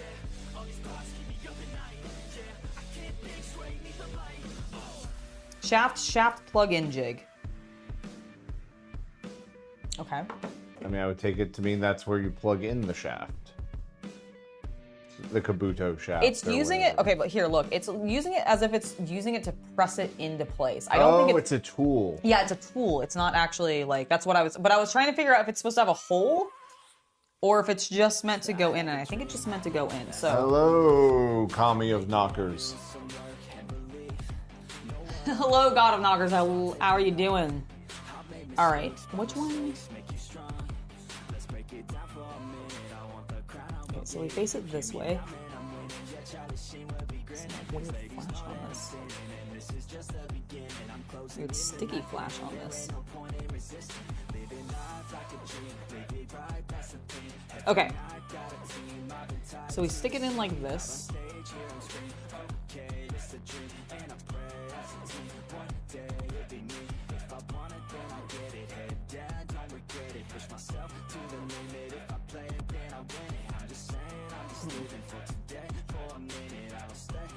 All right, there's a couple other pieces I need, and I'm just gonna get those out first. Let's put this little You want me pin. to get you some bowls?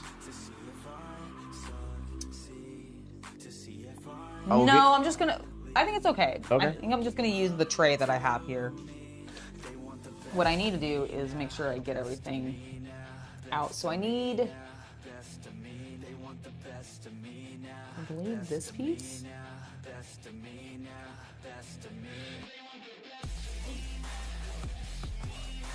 Yep. Okay, so we need these two pieces, actually, literally both of these. I like how one of these pieces is just completely loose in the bag, and the other piece they decided to put on a screw. They know what they're doing. You're right, they do. I question the logic. I question the logic sometimes. Well, that's your American ego at work. Very accurate. It is my American ego at work.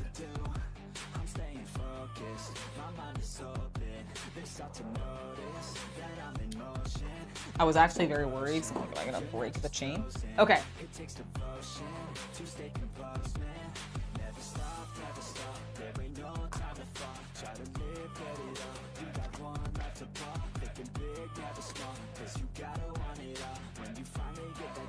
Okay, they're definitely going on the inside of this thing. So this one goes like, I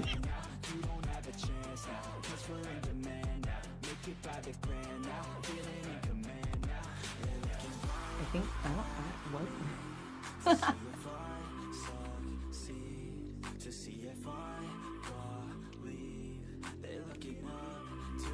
Okay, so I do think it just like tucks in here. Is it supposed to go? It's supposed to go like this? Oh, hold on.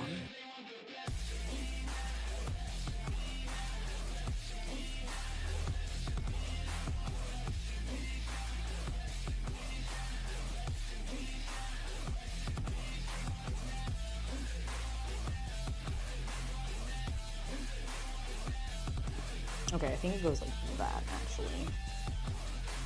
And then this side. So I'm assuming it has to line up with this. And the other one, where did that little piece go? There we go. All right, this goes here. Okay, and that does go into that. Does this sit? Oh, it is sitting in. Okay, cool. So we're gonna put this. Does that say that it goes into anything? Yes, it does. Where does this? They have a bunch of. I don't. So here's the instructions I'm looking at, right?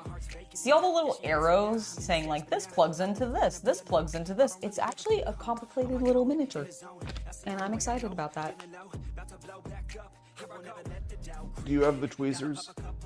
Mm-hmm. Yeah, I have a whole set of them over here. Okay. Go for the first part of the last page, or the last Age of Sigmar yesterday. Got to the first part of the last Age of Sigmar yesterday. Nice.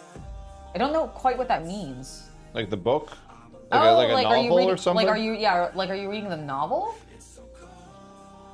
You're modding Skyrim for a bit? Hell yeah. You may take a power nap later though. Power naps are great, love them. Don't do them very often, but the naps are great. I'm a very big supporter of naps.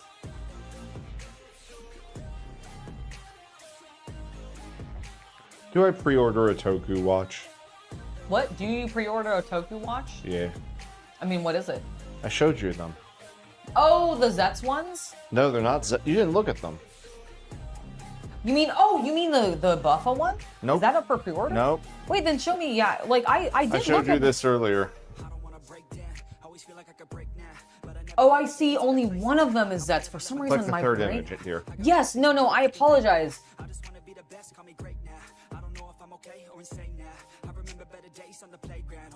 I mean, I'm for it. Especially if they actually like have that little charm thing. It's only $30 too, so. Yeah, then just if that's the case, like.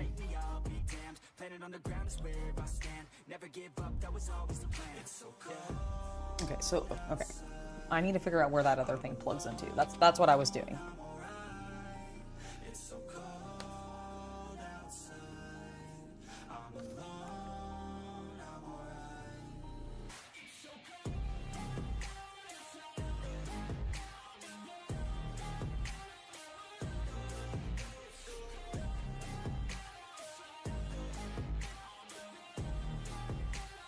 It's going there. Okay. What collection of kits? What are you talking about? Ignore everything, and you can't even see all of it because of the apron. It's true. And that's not where the Warhammer is kept. Nope. Okay, so I think it goes in there. Havman, the answer to that question is yes. I do have a huge phone, and she does have small hands. Yes. Hello, Kojo. Hello, Kojo. It's lovely to see you. Leon was rat meat for the weapons carrying guilds, is what I assume you mean? No, well, I think they're talking about... Are they talking about Sigmar book? That was a different person, sorry. I don't know.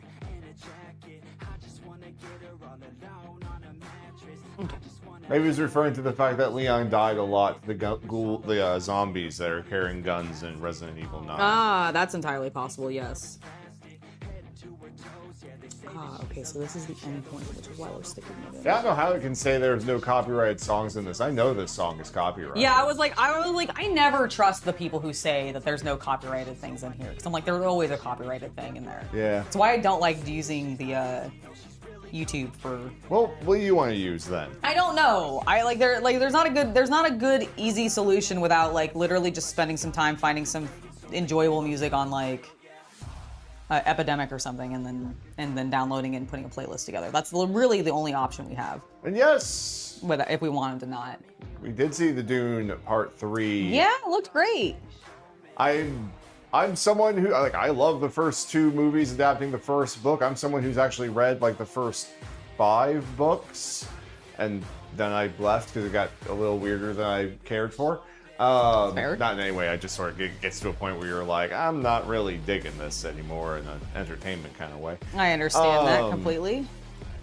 I'm curious how they're going to keep handling things, because Chani's relationship with Paul at the end of movie 2 is very different than it was at the end of the actual book. And that relationship is heavily informative of what goes on politically regarding the Emperor's daughter and who has kids and all that kind of thing. Exactly. So, and I trust that they can handle it well, because I don't necessarily have a problem with Chani being married to Paul. Right. It's just, you're gonna have to do some new plot gymnastics to sort of discuss the entire, like, what's going on in regards to the cuckolding of Paul's wife, quote unquote, the Princess Erlon. Yep. And the drugging of Chani to make sure she never has a kid. Yep, exactly. Like, I'm just curious, because those are kind of sensitive topics to cover in a movie that I feel like has really been picked up by, like, high school age Yes. nerds. Yes, I completely agree. So, I'm going to zoom in on what your hands are doing. Could you not? I'm struggling. Oh, well, too bad. I thought it looked really cool. Okay.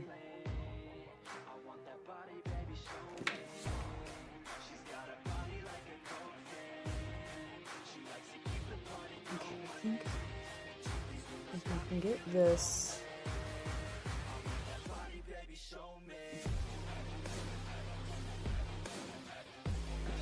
Pull that all out.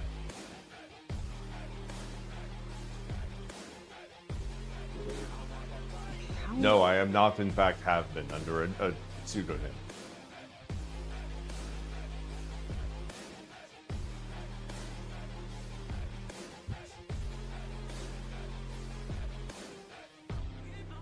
Oh, is it?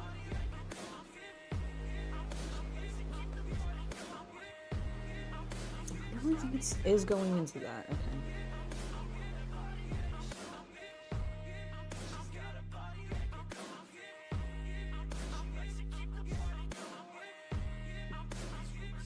Okay. That's in place. Oh my god. No, it's not. Never mind. I'm sorry. It's okay.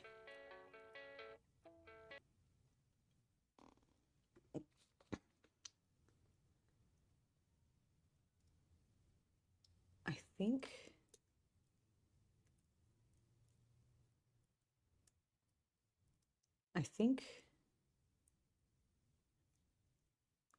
therefore I am is what You I've think, been told. therefore you are, yes. Yep, that's what I've been told. Okay. I don't understand which, because it just doesn't feel like it's long enough. Never want to hear that. I know, right?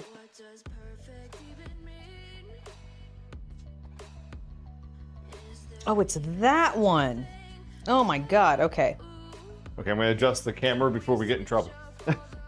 Oh.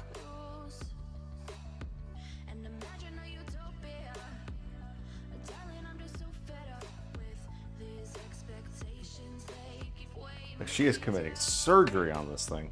Well, it needs it. There we oh my god, I think I did it. Okay. Whoa, whoa. No! Oh, we have a functioning wheel, boys. And 1% girl. And 1% girl, because yeah, there's like one less than 1% of you that are ladies watching me. But yes, we did it.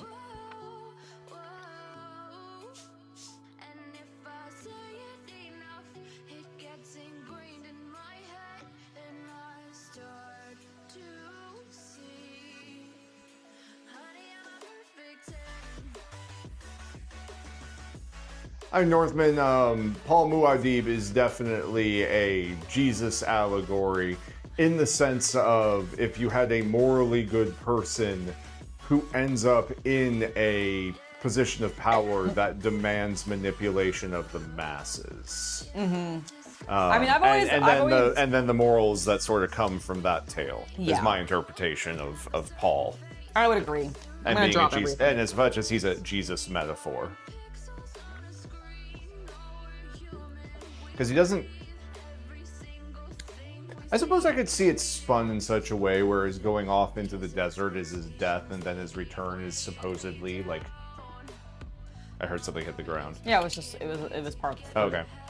And then his return later to denounce his sister could be some form of like Antichrist, Christ return kind of thing. But I think it's stretching. Yeah, I think it's stretching a little bit. Because like, especially since I know... I was raised Catholic, so I'm able to, I at least think I can interpret it a little bit on it. Like, all right, if I was interpreting this the same way I'm going to interpret any piece of media, I would say I can kind of see that reflection, but I don't know if it's necessarily supposed to go to that depth. Yeah, I was gonna say, I actually, like, I don't know, of all of the, like, books from, I don't even think this is technically from this era, because I think it's after it. I think after Herbert wrote Dune, but like, it just makes me think of Chronicles of Narnia. That's the thing where I'm like, Jesus allegory. Jesus allegory, lion, yes. Dune was not so much inspired by Islam as there are some themes that Herbert took from it, and honestly, I think he was a bit of a, like, historical fanboy of the culture. And so that's why we ended up with a lot of ideas, like, using terms like jihad for, you know, the Butlerian jihad and all of that. Yeah, I honestly really get the impression he was like, this just sounds cool, so I'm gonna use it. Something out, because, like, you know, for example, I don't remember, do Fremen abstain from alcohol in Dune? Obviously, they wouldn't waste water making, you know, brewing, because that would have, you know, evaporation. But I don't know. I don't think they had something specifically against it, because I'm thinking to, like, the future books when you were dealing with spoilers, Emperor Worm. And he's keeping the pet Fremen on the planet as basically a museum exhibit. I believe there is a bit of an allegory there where the Fremen have sort of, like, themselves fallen into just a drunken debauchery. Got it, okay, that makes sense. Is that what hole that goes into? I mean, he was a science fiction author. If he wasn't inspired by other media, I'd be shocked. Yeah, right. That's very true.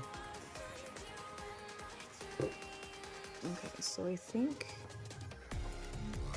this is meant to plug in here, and then this goes around. Aha. Okay. Yes, that looks correct. I'm just gonna put a little dab of glue. This is our first glue usage. I feel like by securing things on the outside, we'll automatically secure the things on the inside. It's like some kind of, like, Zen fortune cookie line. Securing what is on the outside will then secure what is on the inside. It really is. In bed. On the toilet. On the toilet. In my pants. Ooh. Well, Northmen, they're not sand aliens, they're human colonists who over a few thousand years have had their culture manipulated by the Bene Gesserit witches to believe it. That's part of the entire point in Herbert's story, is that Paul is not divinely ordained in any way. He is a mutant who has developed a power that will help evolve humanity, yes, but that is not divinity. It is scientifically engineered in the story. And then this, you know, group of people on the planet who are just Earth space colonists who have been there for a few thousand years happen to get some missionaries like 10,000 years ago. And the literal point of all of it is that the Bene Gesserit have set up these, like, messiah stories on different planets in case they need to throw someone to that planet to cause that planet to revolt. Yep. So that's what Lady Jessica, Paul's mother, takes advantage of on the planet.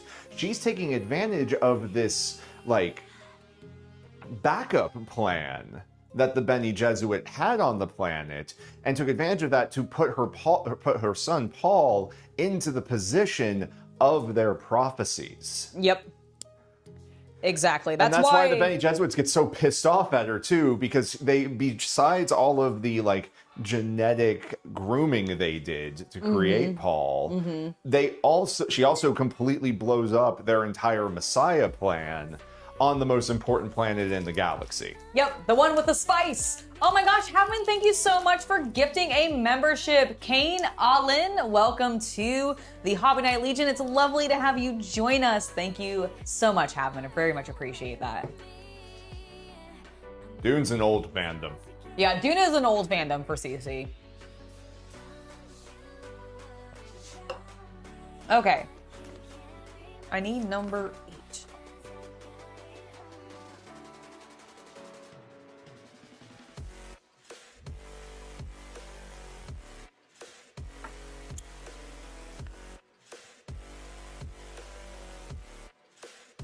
I apologize. I know my descriptions there were not the most eloquent.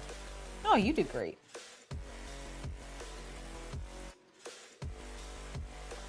All right, we got our next piece clipped out.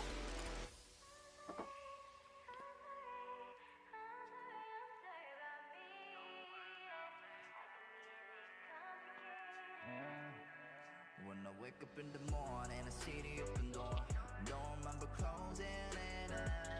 Ain't nobody coming, but I never keep it shut. Keep me from pulling the trigger, my baby. Hush, all the lullabies. Call me out 1,000 times. Yeah, hush, all the lullabies. Break it till my falling light. What is that? Oh, George Lucas was very open about his inspirations and more than inspirations for a number of things. Dune was certainly in there, I think, probably more so in the prequels, actually, in regards to Anakin's sort of like, there's a prophesized one, but it's a very bad thing. Mm-hmm. Yeah, I would agree with that. But there isn't actually, I would say, a lot of Dune in Star Wars. No, Outside of there being, I guess, an emperor, but even that doesn't really fit. Yeah, I was gonna say, in my personal opinion, because most of his inspiration is Kurosawa films. Yeah, I was gonna say Lucas was a big weeb, and he just not ripped off, but he was very inspired, very inspired by oh my god, it's not Seven Samurai, because that's one, like, that is one that I think inspired some stuff, but there's like one in particular that's something Castle, I think. But there's one Kurosawa film specifically that is very much. But yeah, well, and to summarize a whole lot of history, Lucas wanted to make in the 70s an adaptation of Buck Rogers. Mm-hmm. And he was denied that. Mm-hmm. But he was granted a small budget to make his own film and kind of do whatever he wanted. Kept the rights to make toys. That was very smart of him. Mm-hmm.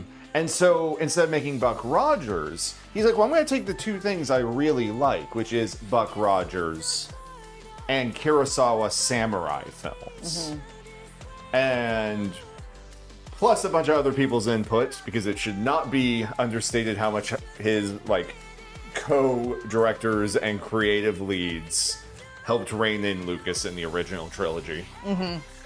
That's how we got that. Exactly. I guess having the books were from, don't quote me, but I want to say the 60s? The Dune books. I think it's either the 50s or the 60s. I don't think it's as far back as like the 30s or 40s. No. Hidden Fortress, thank you. Yes, that is the one that I was trying. I was like, it's like castle or something. There's some sort of like big building in it that is defended, and fortress is correct. Yeah, so the Hidden Fortress really inspired Lucas. Yeah. There's also like definitely like you can tell that there's like even a little bit of like I would say Kamen Rider in there a little bit, with some of like the sincere optimism of like certain like Jedi. So I'm gonna be a bad otaku. I haven't seen the Hidden Fortress, but hearing the title, I'm like, oh, the Death Star. I get it. Okay. Yes. Yeah, I've only watched Hidden Fortress once. I've actually seen, that's the one I've seen the least But yes, it is that kind of concept, and I do think that's where like the Death Star and like that idea came from. I believe there's also like, because it's been a while since I've watched Hidden Fortress, but I believe also part of the narrative is like hero character has to sneak in. Yep. Yeah. That makes sense. Yeah, the book actually was published in 65, the very first one. That makes sense. For Dune. And then the thing is it was a big hit, and then the biggest thing it inspired is Warhammer 40,000. Yes. In the last 30 years, it's gotten a bit different, but a lot of the key elements and ideas were kind of in the original version of Warhammer that came out in like the 80s. Once again, it was a bit of a comedy parody smash up of a lot of different franchises and ideas, but Dune was definitely heavily in there. Even the Sisters of Battle idea comes from Dune, because the God Emperor, not Paul, but his son, Leto, ends up, spoilers, he becomes an immortal God Emperor. You ever heard about that in Warhammer? And he ends up with an entire army of women warriors. Yes. Which heavily could inspire the Sisters of Battle. Yep. Which is pretty fun. Yes.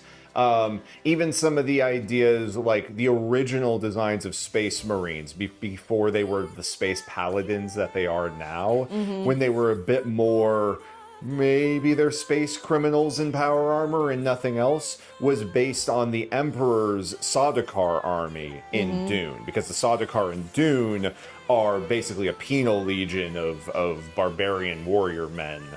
And that is not entirely dissimilar from what original Space Marines were, or what Thunder Warriors are depicted now. Yeah, I was gonna say modernly, yes, Yeah. exactly.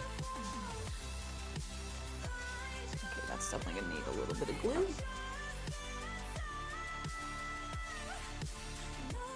Northern asks a good question. Did they call the drug spice in the Star Wars universe because of the Dune reference? I mean, I assume I'm gonna go with yeah, because... that, like, that Well, is- I'm trying to think, like, when did the word spice as a drug get introduced into Star Wars? Because I remember death sticks in episode 1. I don't remember. And I could imagine that someone snuck that into a novel or something. And then it got picked up by, like, Filoni. I could definitely see that.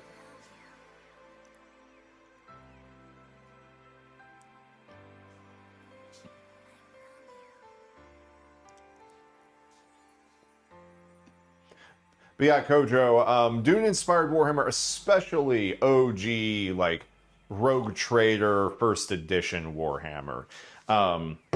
So they could trademark or copyright things more and more. Games Workshop has made it pretty different, although you can still see the echoes. Like I said, the Sisters of Battle come from the fish speakers. Fish speakers being what the female warriors of the God Emperor were called. Yep. I know why they're called fish speakers. It's complicated and weird. Don't worry about it.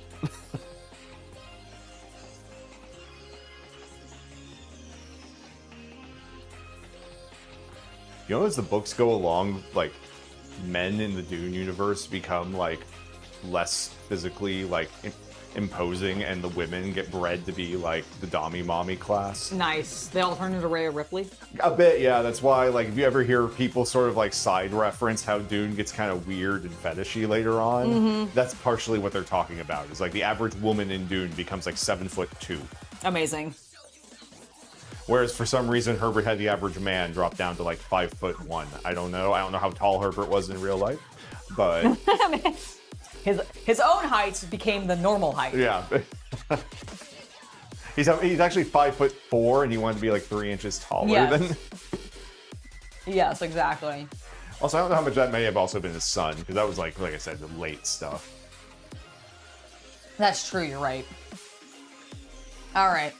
I think we can start to put a few more of these pieces on. I have like the people who have made the jokes at the trail. Isn't that right? Yeah, I just knocked something loose and it's fine. People who the joke at the trailer of when we see Duncan. Uh-huh. When we see Momoa, and people are like, God, they can't keep characters dead. No, they really. He's like the OG, not dead character, though. I know, and he also has an incredibly important narrative reason for it, both in universe and as a storytelling device. Exactly. So I'm like, I don't know, that tracks for me.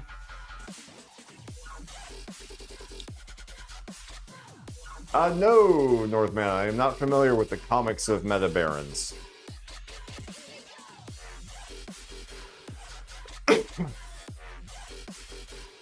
Okay, so this. And just because I'm on a rant about Dune, I am so sad that Dune, the Dune video game, Oh, yeah. fell off a damn cliff. Same. Dune Awakening?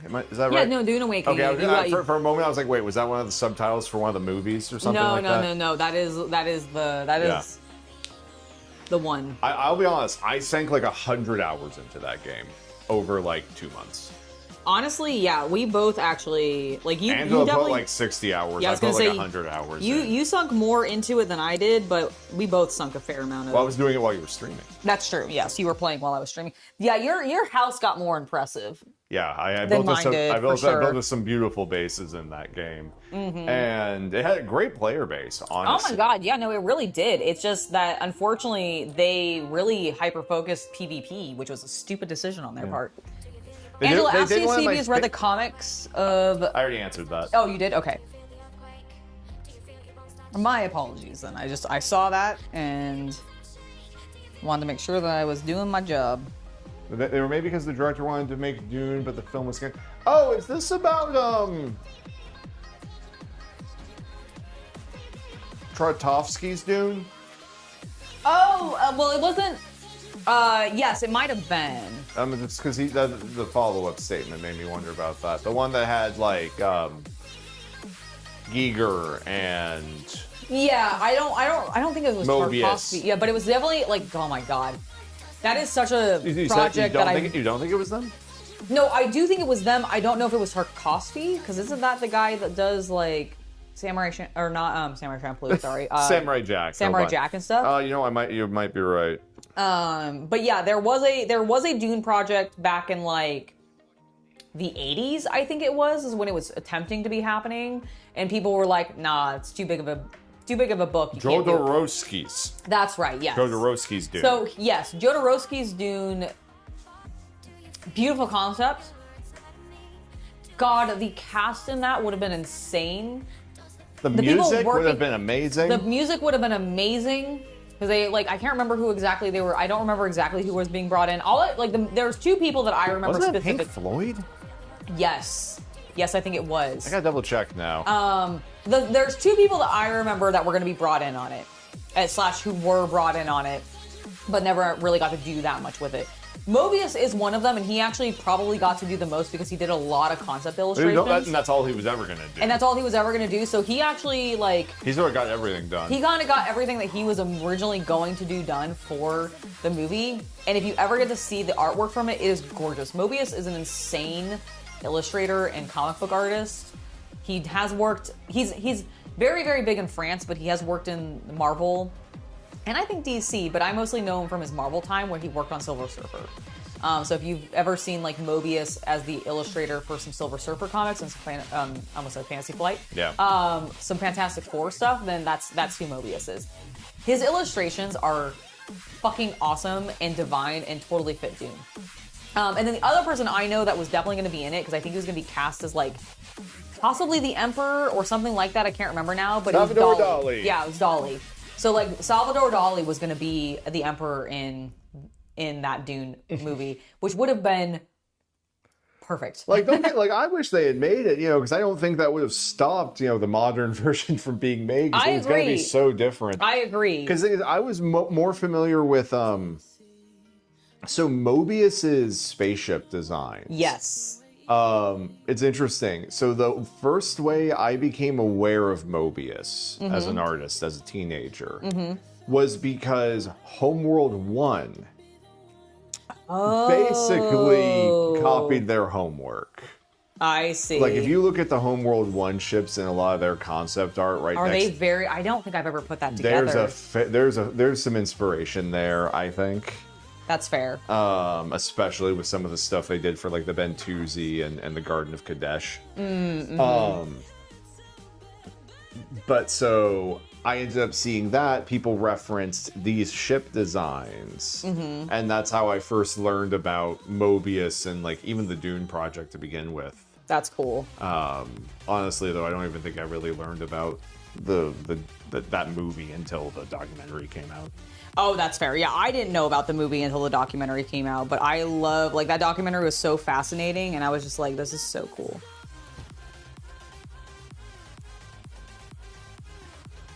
If the music is too loud, let us know, by the way. Yes, please do let us know.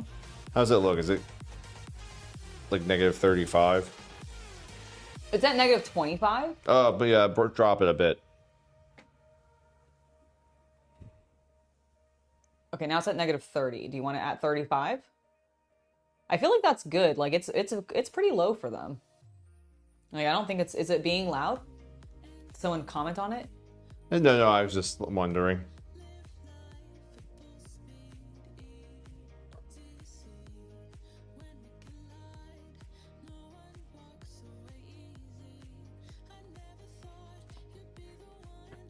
Here's where we're at with our bike. It's looking good. I'm not gonna lie, I might leave the decals off and do some like freehand Kamen Rider design on the red because I'm a nerd. All right, looks pretty good. I did like lose one peg on this thing, but I don't think it's really that noticeable. It just kind of sits a little flusher, which I don't think is a problem. Hopefully it won't be a problem. Okay, that's step 2 done.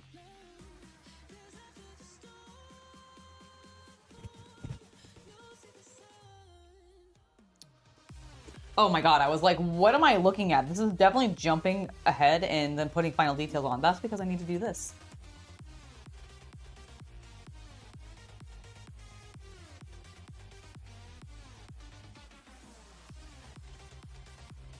Okay, so I think we go this way.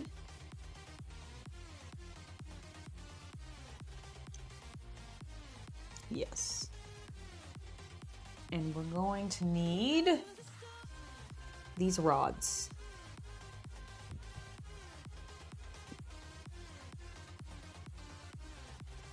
$18 is gonna be this one.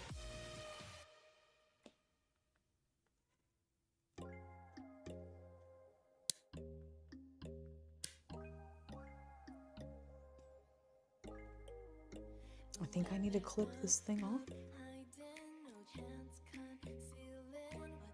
I don't... Oh, I think I just need to clip this little part off. Okay, there we go.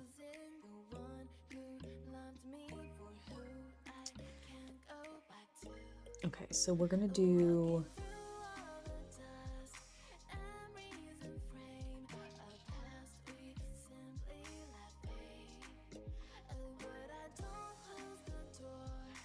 So this one goes on... I see, it goes like this. Okay, so this larger section goes down here to the wheel because the pin's gonna go through it, isn't it? Yes! Oh my gosh, okay, that was like, how is this sticking together? It's the pin, guys, it's the pin, just like before. All right, so I need 18 and then 19.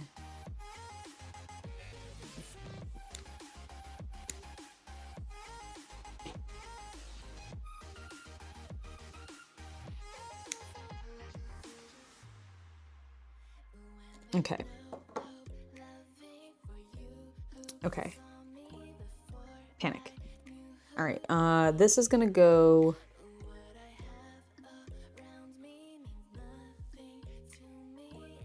It definitely has to go this way, right?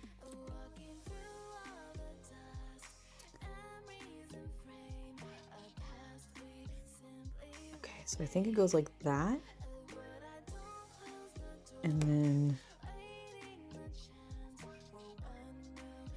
I think that's already been attached for me. Yes. Although they did a terrible job cleaning up that flash. How dare they?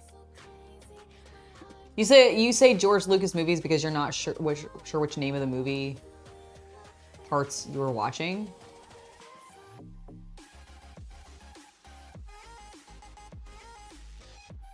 Oh yeah, look at Sterling's question about Starcraft miniatures.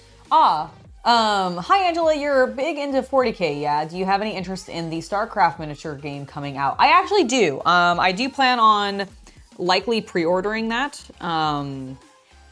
At minimum buying it when it comes out. I've looked at the miniatures and I think they look awesome. I think they actually look quite cool and want to get my hands on them for sure. I was a big Starcraft and yeah, player Chaos, I was gonna say so Chaos I'm Cultist was very a big excited for Starcraft. it. Yeah. He's very excited for it, and I've played a little bit of it. I believe I have played through the first and second games. No, you haven't. I've definitely played through one of them. You have started to play a bit of the campaign of StarCraft 3. You did not finish it. Was that the one with Kerrigan? Yes. Because I have. Oh, okay. Oh, my apologies. I didn't realize Kerrigan's story was the third one. So StarCraft 3. That's StarCraft 3 Heart of the Swarm, the first expansion after the first one. First one was Wings of Liberty. So it's StarCraft. StarCraft 2. And then StarCraft 2 Wings of Liberty. No. Oh. No. Okay, wait, then tell me. Oh, okay. StarCraft 1. Yeah. Which came out in like the 90s. Okay, no subtitle there, just StarCraft 1. Just StarCraft. Okay. StarCraft 2. Okay? Okay. And then when we were in college, StarCraft 3 Wings of Liberty came out. Then StarCraft 3 Heart of the Swarm came out. And then StarCraft 3... I can't remember the Protoss one off the top of my head right now. Oh, okay. Well, I didn't play them until they were a bundle then. Because I don't know... That gets complicated. So are you talking about the bundle that they did for StarCraft? And I'm talking about the StarCraft 3 campaigns all being in the same bundle together. I don't remember them being bought individually. I'm being stupid, aren't I? Yes. Sorry. I'm high. I was like, what are you talking about? Like, what? So, you can't have StarCraft 3, Wings of Liberty, Heart of the Swarm, and the Protoss thing. No, sorry. Yes, you were right in the sense that it is the third one, and I got myself screwed up there in the numbers. Oh, okay. I was like, I know I'm dumb sometime, but like, I feel like I'm that's what I did, is I got myself, and then I just completely talked myself in circles. Okay. So I'm insane. You were not insane at all. You just pulled a me. I did, yes. So yeah, it's StarCraft 1, then StarCraft 2 Wings of Liberty. I threw a random StarCraft in there that doesn't exist, because what I was thinking about was Brood War.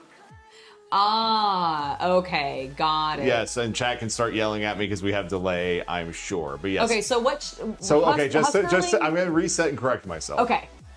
There was StarCraft 1, and then there was Brood War, which is what my head was putting in for StarCraft 2. I'm an idiot. I'm not denying that. Oh, so is Brood War a pay-for expansion for the OG StarCraft, yes, it was literally an add-on CD you would buy. Oh, okay. See, that I actually did not know that. So that clarifies that. Okay, and then now... So that's why when you hear people talk about Brood War, because Brood War was the longest period of multiplayer for StarCraft before StarCraft 2 came out. Okay, and so they labeled all Wings of Liberty, Heart of the Swarm, and Legacy of the Void are all StarCraft 2? Basically, yes. You know all three of those collector's edition boxes I have? Yes. All three of them are StarCraft 2. Okay, but those, so basically they sold Swarm and Void then as an expansion. Although they like Brood War then. Legacy of the Void, thank you, Huskerling. Sorry, what was he? So did they sell Heart of the Swarm and Legacy of the Void as expansions to Wings of Liberty? I don't think you had to buy them.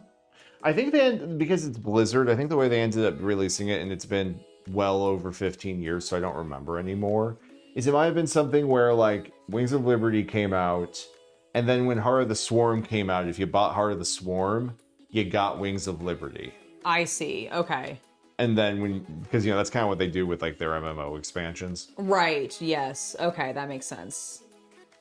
But it's been so long, I don't quite remember. But there was an extended period of time between each one, and I don't think you needed to have Wings of Liberty to install the other ones, but I've never heard of somebody doing that. That's fair. You know what I mean? Yeah. No, I understand that completely. Okay, so do I... I'm just trying to figure... I was like, where the fuck did my mind go? And I was like, right, Brood War. That makes sense. Alright, so I'm gonna stick... And so you kind of played the fourth one. Okay. If you count Brood War as the second one. Whatever it was, I swear to God, I finished and or nearly completed Okay. Heart of the Swarm. Okay. Because I remember taking Kerrigan through her like transformation or like Okay. and then I remember like dealing with Aberrus. Now I'm like, okay, I gotta find this. This is one of those cases of I love it when YouTubers don't remember their own content. I don't know if I There's recorded no that. way we didn't do that for recording. No, this was before. I think this was like, that's why I think it was so long ago. I don't think you have never played this. You have never played the entire campaign. You would never have done it. I swear I did. Because like, I think part of what you sold me on it was the fact that like, why is this not facing the right way? I think you've tried it. I don't think you've beaten it. No, I don't think I've beaten it either. Oh, okay. I just think I got through the majority, like, I think I got through, like, a lot of it. Because I remember getting... I think you and I might have different definitions of what a lot is. Maybe, well, okay, here's what it could be, and I could take full responsibility for this, because it is probably my error. What I think it probably is maybe I felt like I was really deep into the game, and maybe I was only, like, halfway through. But because maybe I'm a slow player with these kinds of things. And so, like, I'm wondering if maybe I thought, because I spent so much time doing that first section. I bet you were, like, a third of the way, if that. That's entirely possible. I am oh. What? Wait. Waiting. Okay, they definitely want... Is that number 16? Is that the problem? I don't understand what this is wanting. Hold on, I need to look at something. I need to translate, because it's I think I'm getting options, and I don't know why.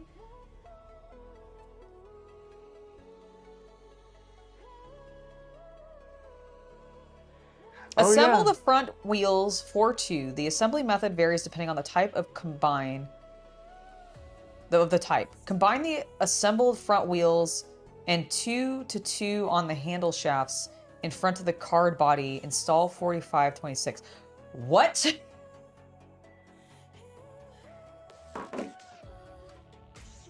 Okay, that says in case of 3-05. Let me see which one I have. Do I have 3-05?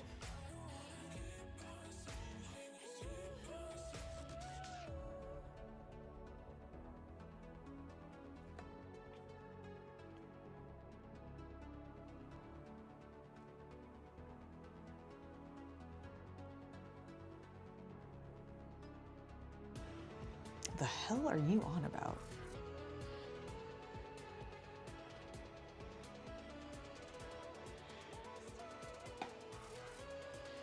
Instructions.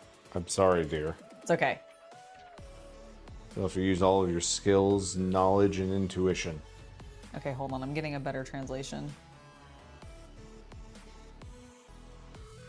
No, I need you to... Okay, I need you to actually stop. Thank God I didn't lose that into the table. All right, we're gonna figure this out, Jen. We're gonna figure this out. I'm gonna fold this sucker in half so we only have this page, because I think it's trying to grab me instructions from the other section.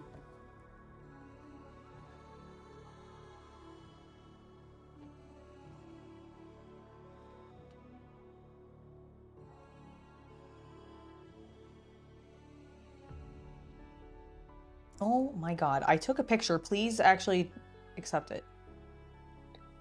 Okay, assemble the front wheels. 1 to 2. Assemble the method vary depending on the type combined. The handle shaft in front of the car body. Install 25, 26, 27. That still doesn't make sense.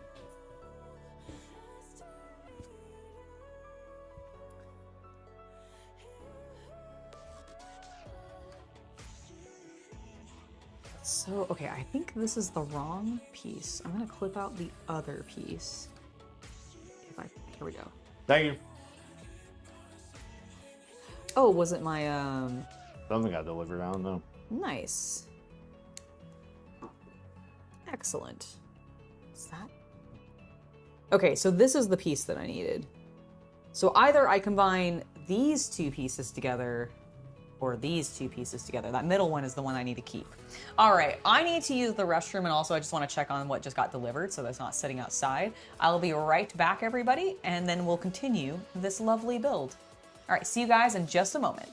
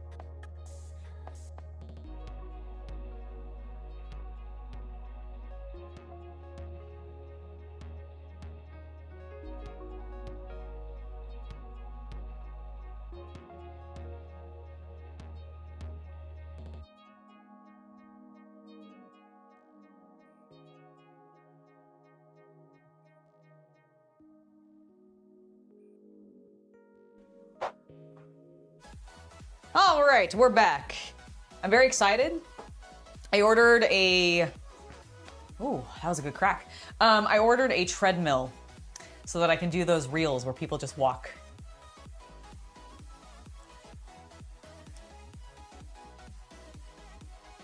And it takes a degree and a Google translation app.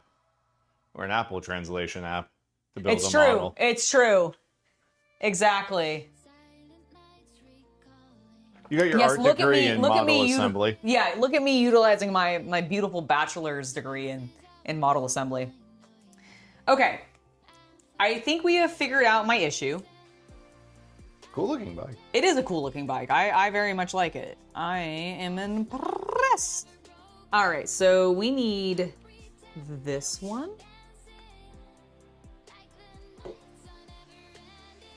Ah, yes, because this is the one that it goes into.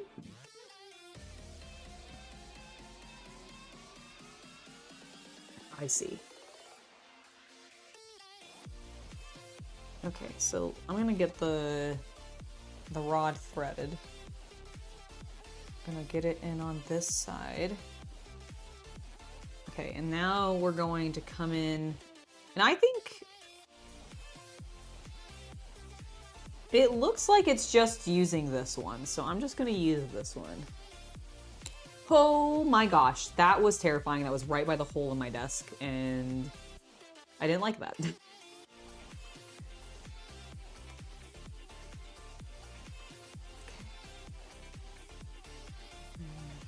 Is there anything else that goes here?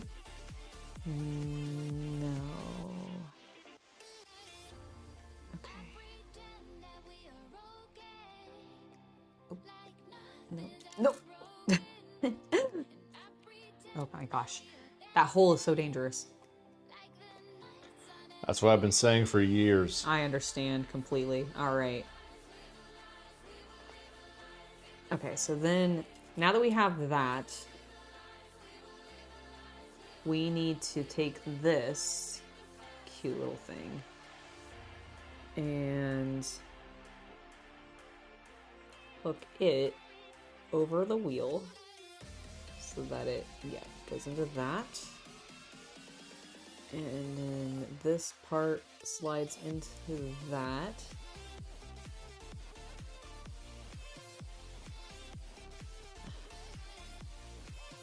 Okay. How do I get the rod from moving?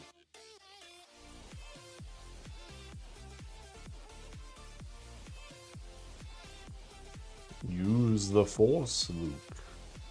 No. I just want it to stay.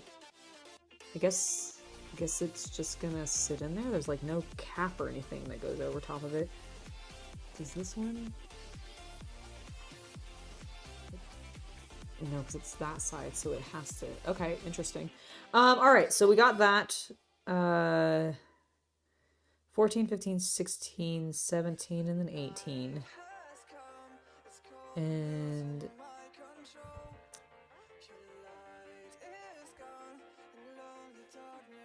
okay, that's just doing that. And then 21. We're gonna lay this here so that the rod is going into the hole that doesn't have a gap in it. The other one, like, kind of got covered, so I'm like, is this gonna get covered in some way? Maybe it will. Maybe I just haven't realized. Okay.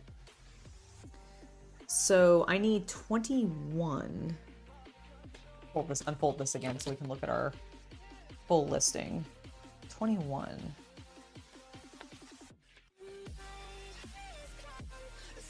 Okay, it's that thing. This clip here. I think this is gonna kind of press fit it together. Or like tension. I hear the ice together. cream truck. We have multiple ice cream trucks in this area. Technically, one's a shaved ice truck, so it's not Touche, an touche. ice cream truck. All right, you're right. I'm sorry. I lied to the people. You did? How dare you? Okay. I'll do it again. Whoa! You can now get a copy of retro games for free.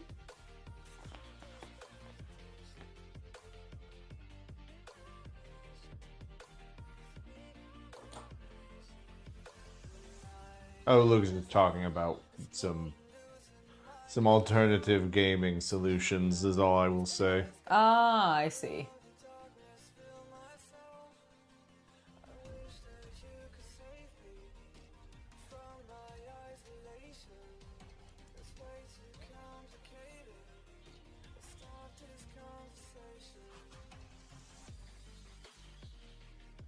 That's fair. I saw what you were saying, but like, unfortunately, because you were speaking in vagaries, I wasn't sure exactly, because you weren't sure which one you had seen. I was like, I don't know either. But that makes sense. All right, let's go ahead. The rod goes facing up. I'm gonna use this to hook that together. Cool. All right, so that feels semi-stable. Okay, we now need to attach this, I think, to here. Aha. Like that. So wiggly.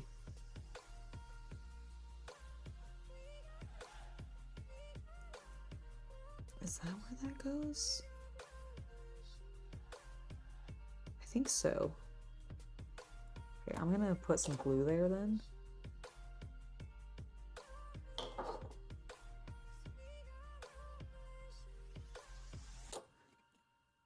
Mostly just because I want it to be stable.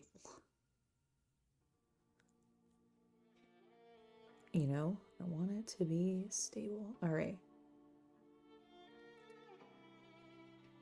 Okay, I'm scared. Where's my...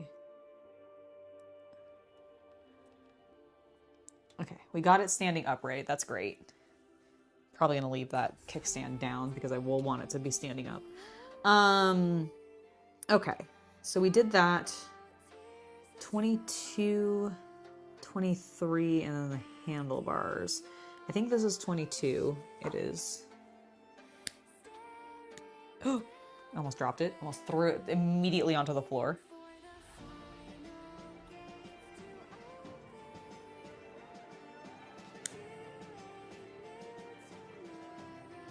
I saw you guys talking about a duck, which I'm like, I don't think there's a duck in Star Wars that I'm unfamiliar with, so I'm not really sure what that was about.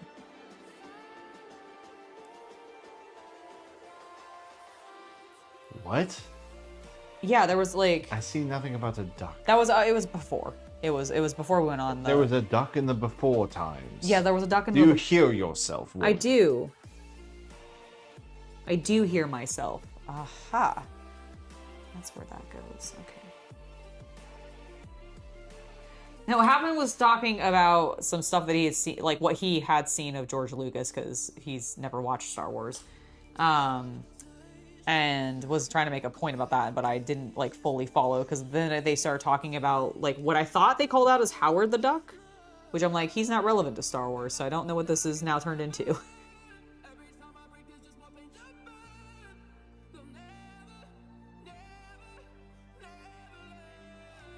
Can't tell which angle this is meant to be at. I think it has to go like this. Yes, because those are the gauges. Okay, I see what we're building now. I was like, I don't know what I'm building right now, so I don't know what I'm looking at. I don't know what it's doing. All right, here are the handlebars.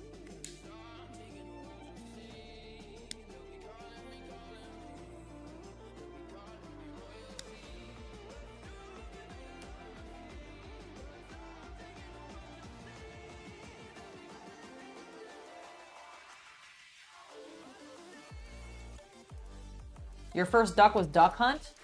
Hell yeah.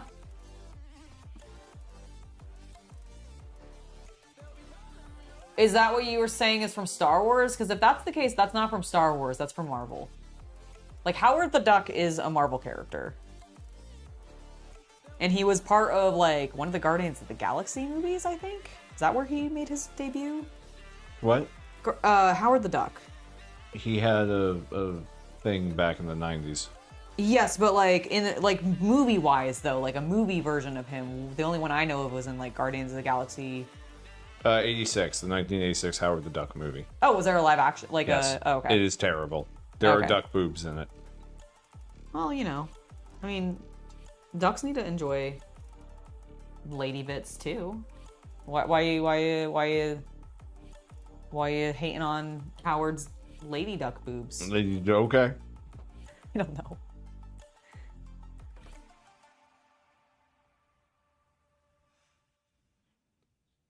You mean they were loosely disguising the director's fetish?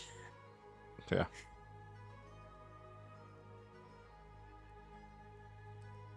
Okay, let's get that into place. Oh, there we go. Let's make sure we get the other side. Nope. Get in there. There you go. Perfect. Look, we have a front and back tires. How fucking cool that is. It's so tiny! I think it's even smaller than like my Joy Toy figures could use or anything like that. It's so cute. Oh shit. Oh no. It's fine. What happened? I popped something out of place. It's fine. I will fix it. Oh god. Please don't panic. You're gonna stress me out. You realize I'm never panicking. I'm just... You making joke panic noises stresses me out. Oh. You should have told me that at some point. I have. If I glue that edge, this won't stick to it because it's metal. Never mind.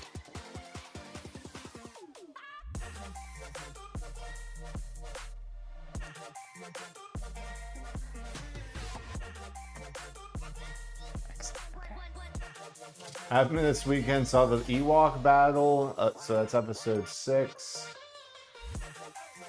And then The Last Jedi, episode 8. What a random and you watched the entire movie or you just saw those scenes?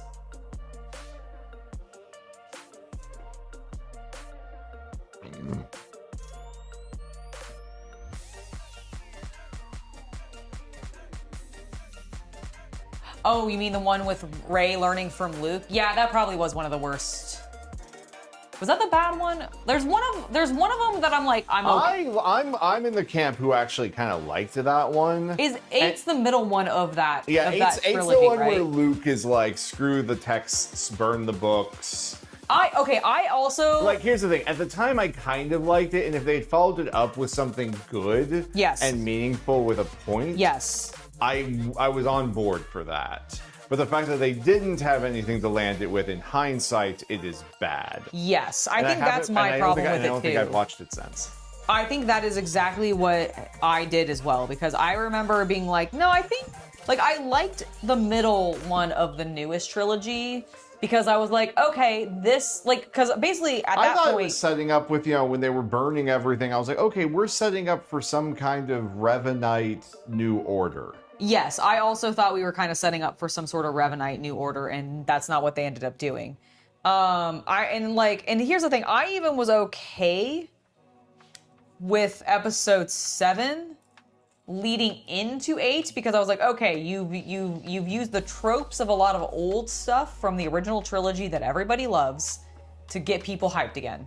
I'm fine with that. I can get over that. I can accept that. I also accept that Star Wars is made mostly for families, and therefore I can kind of get around some stuff, right? 8, I had no problem with because I was like, oh, this is an interesting direction. It honestly feels a little bit like the EU because there is a point where Luke does abandon the ways of the Jedi and sort of goes on his own code and even goes Sith. So I was okay with that, leading into that potentially, and them maybe using this as an opportunity to actually introduce Greys. I think that would have been really interesting. And then the last movie came out and it was garbage. And it made everything else that they did in the first 2 movies of that particular Star Wars trilogy basically meaningless and worthless because for some reason, Disney thought it was a good idea to have 3 different directors work on each of the 3 different trilogy movies and not have them talk to each other about what the fucking narrative was gonna be. Which doesn't make sense to me, because even if you have major flaws with episodes 1, 2, and 3, and love 4, 5, and 6, those movies were all still directed by the same motherfucking person. They should have just had one person direct it. Like, I don't get why they had to spread it out amongst all these people. Like, I get it, because a lot of people were probably like, oh, it's Star Wars, I've always wanted to work on a Star Wars movie, and I'm blah, blah, blah, so let me do this. I get that that's probably the reason, but like, Disney, think about your long-term product and its health, and maybe don't. Yes, there are 9 movies in total, and then an ass ton of extended content through the TV series. Like, honestly, like, here's the thing. I don't give a shit if you watch the movies. Like, realistically, Havman. You can decide to watch them, you can decide to not watch them. It really doesn't matter to me, because that's your choice. If I had to insist on you watching anything, I'd rather you watch the cartoons. I'd rather you watch Clone Wars or Rebels, because I think those actually have really good narrative and they focus on the characters I give a crap about more. Because that's the thing, is like, my favorite character, Darth Maul, congratulations, he's in 2 videos and then gets his ass like killed. Like, he's not actually, because they expand on that later. But like, as far as like the original concern was, he was in there for like 2 movies. You got him in Phantom Menace, and then he dies in, I think, the next one, because he gets cut in half by Obi-Wan. And then as far as we were concerned, up until the Clone Wars coming out, that was the end of his story. And I didn't really that was not even what made me love him. Him being in the original trilogy, or the original prequel trilogy, was not what made me fall in love with Darth Maul. I love Darth Maul because of what they did with him in Clone Wars. I love Darth Maul because what Filoni evolved him into, and the depth at which that man suffered. That's what I love about Darth Maul. My boy suffers so much, and I appreciate a good character that suffers. And so, like, no, he does not die in Phantom Menace. He does not punk bitch die in Phantom Menace because he gets chopped in half. He has a stronger will than that. If there is not a corpse, they are not dead. Exactly. If there's not a corpse in the movie, he ain't dead. Until they show me a corpse, he's not dead. But like I loved his introduction, don't get me wrong. Like, I thought he was a super cool character. But like, I liked the prequels. Like, here's the thing. The only corpse I have seen proof of from Star Wars is Qui-Gon Jinn, so he's the only one I believe is actually passed. It's true. He's the only one I've seen the actual corpse of. Only in real life. In real life, yes. I've seen the remains of Qui-Gon Jinn in real life, and that's about it.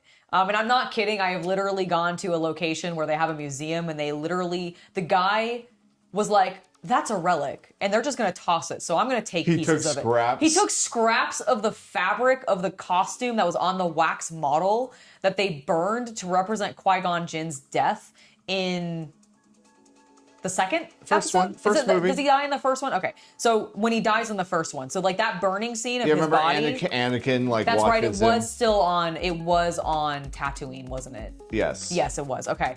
I couldn't remember if it was on Tatooine or not. I remember there being a desert. Well, I don't remember if it was on Tatooine or not, but the point is... Spider Darth Maul is one of my favorite variants of Darth Maul. I love insane Spider Darth Maul. I love Darth Maul, just period. But yes, you're absolutely right. Like, that was, it was in the first, it was in Phantom Menace when he dies. So like, and that's like, and that's cool. I like that arc or whatever.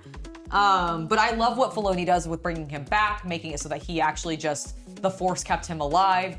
He amassed weird ass spider legs that I think are pretty much being held together by the Force for him at that point, and then he gets new legs by going to Dathomir.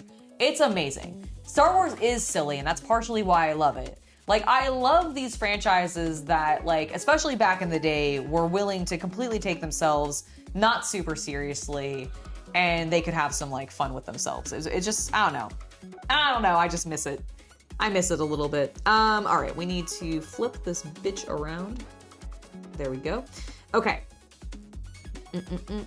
I have 25. Where's 26? I'm looking for 26. You guys distracted me way too much. How dare you? 26, 26, 26. 36. 26.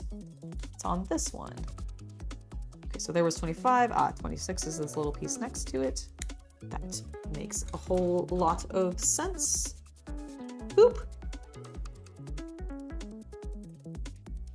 Darth Maul's look is very cool. I mean, he has a very striking appearance with the tattoos and the bright red skin. Because I think he is just red skinned, and then he tattooed himself. Because the patterns aren't, I don't think, genetic. Is that right? Am I getting that? Sorry? Darth Maul's tattoos. No, those are tattoos. They're painted, right? Yeah, or they're like, they are actually tattoos. And yes, not... they are. They are not part of his skin tone. That's what I thought. I think it's just like a tradition of the... Well, there are only men in his culture because the women are the Dathomirian witches. That's who their moms are. Yes, I think they're all Zabrakian. Yes. I do think there are Zabrakians on a different planet. Oh, are there? Okay, Yes, that's cool. because I think the ones on Dathomir are particularly a group they kidnapped some time ago. I see. But honestly, it has been a long time since I studied my Star Wars. I'm a bad nerd. Big geek boy. It's true. I could never actually claim that with you.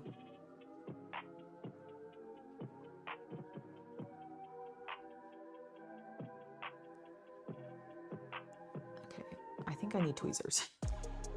I'm like sitting here going, how do I do this?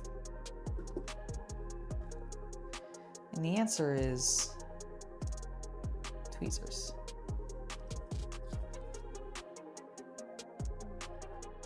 There are two dogs outside barking at each other in the most like passive-aggressive manner. There really are. Oh wait, no, that's definitely the way that goes. Okay, so then this has to go like this, I think.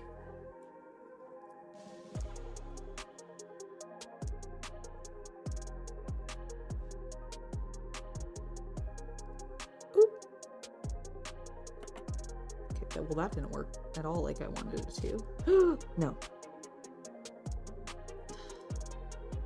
Tiny fiddly pieces.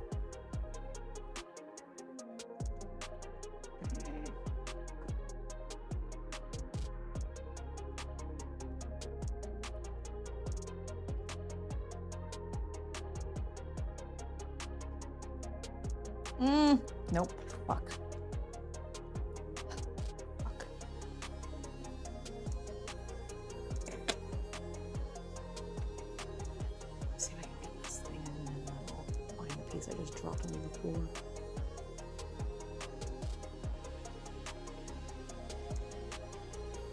I'm afraid to move.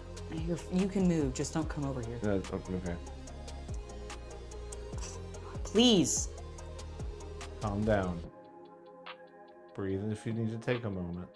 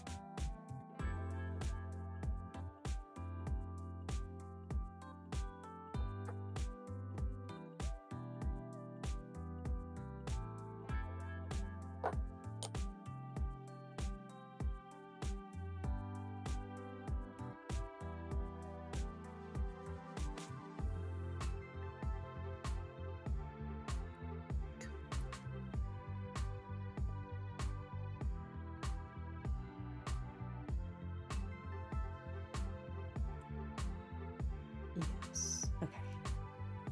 Okay, I think we're in. Set it down and find the other thing. I will. I just want to make sure we're in first.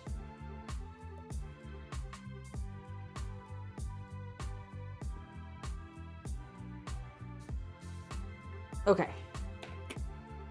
All right, now to find what I dropped. Okay, there it is. Thankfully, it was a black piece, and I'm like, hopefully it'll be really noticeable. Yeah, we have a cement floor. So it shouldn't be too bad, but oh god, ah!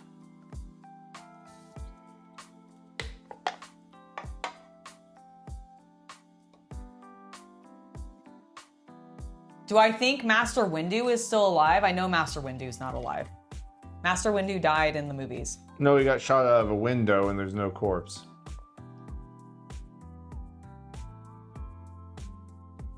There's been a long-standing theory, and for years Samuel L. Jackson was kind of open to the idea. I think he's too old. But at this point, you know, He's not coming back now. Yeah, it might, depending. I mean, you know, he can come back as like a wizened old sage.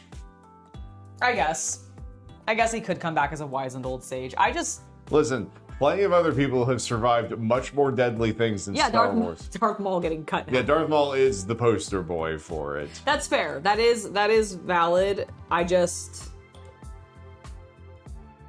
I feel like it cheapens what actually happened. Like, it cheapens what happens with Anakin a little bit if he doesn't die.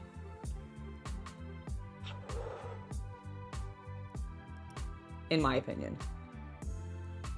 Like, I think Anakin, for his narrative to fully make sense, I think Windu has to die. Because I think part of Windu's death is the final, like, corruption point that makes Anakin get to the point where he's willing to execute Order 66 alongside the clones and kill all the Jedi and murder all the younglings.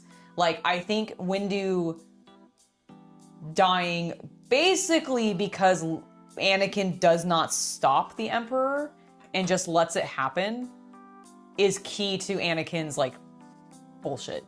Like, and I don't even actually think Anakin's stuff is bullshit. I think literally, like, I think it's very important, and I think it makes Darth Vader who he is.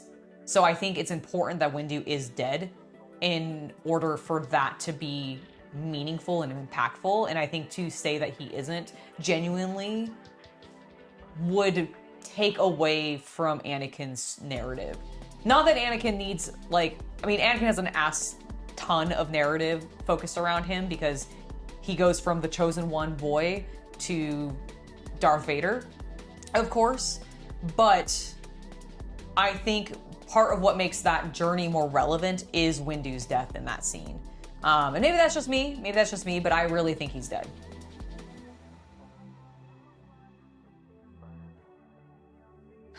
You think Windu is dead, if not from the fall in the window, but just because of old age? There's like a 30-year-old gap, something between the Jedi and Force Awakens. You know, that's fair. Yeah, although but I mean, proven...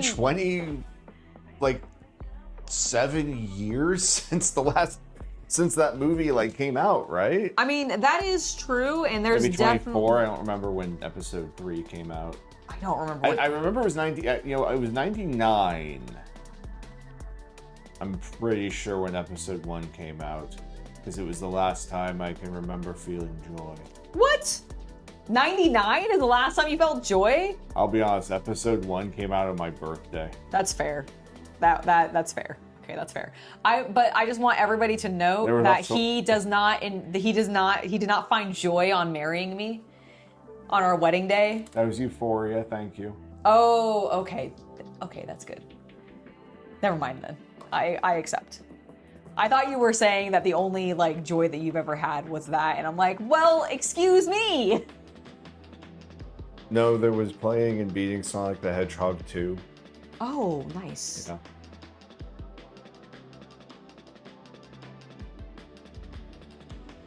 And the first time I beat Final Fantasy VII. Excellent choices. Yeah. Okay, hold on, I'm missing a piece? Well, you have your handle, your clippers are on a piece. No, this is not this is the piece I just clipped. I'm missing the piece that goes in that, number 28. It was a loose piece. I thought I put all those in here. There was this red piece, but I've used that. I had the 2 pins.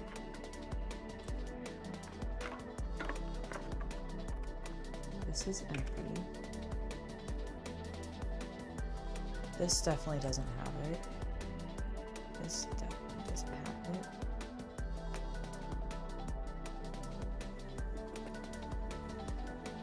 No! Oh no. I don't know if it came with it. I don't even know what color it is. It's supposed to be, it's the panel that goes in front of the light. So you think it'd be like clear or like... And these are... It's right here. Oh, thank goodness. Okay, thank you. I was like, I swear, I do feel like I saw a piece like that. Thank you, thank you, thank you. Have been to answer your question. Yes, the movie that came out in 1977 was just called Star Wars. However, as Lucas came out with other movies that were sequels to it, and then with the remakes that got released in like around the turn of the millennium, it got subtitled Star Wars Episode 4: A New Hope. Has Lucas ever explained why, I'm trying to show you this light, why he said he started with, like, why he decided to start with the middle of the trilogy rather than, like, starting with episode 1? I don't know what he's actually said. Oh, okay, that's fair. My best guess is after the massive success of Darth Vader, he then went, I should give that guy a backstory. And came up with that would be my with no context on what George himself has ever said. You know, that makes that's sense. What happens. It comes out, he tells his story of a chosen one. You know, I think he knew by the time the movie came out that Vader was, I mean, he's called Vader for Christ's sake. So yeah, he knows he's Luke's father. Right. But then, you know, between Oh, James... is that what Vader actually means? Is it like German or something for father? Yes. It means dark father. Amazing. Mm-hmm. Way to spoil your reveal to all of your German fans, Yeah, Lucas. right? Yeah, I imagine that reveal happened in German theaters and it was just crickets. But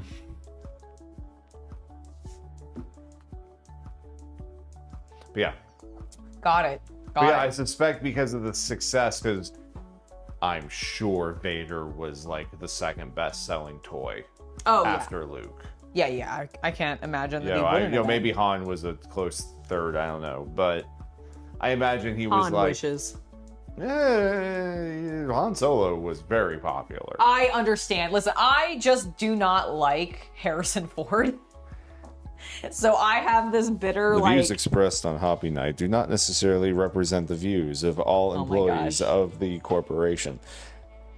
Please understand that any and all claim mail can be sent to the P.O. box listed below.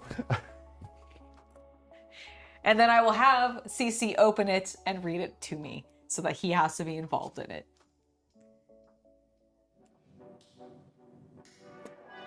Please send help. Where is this going? I almost said something inappropriate. Oh, I think this is the...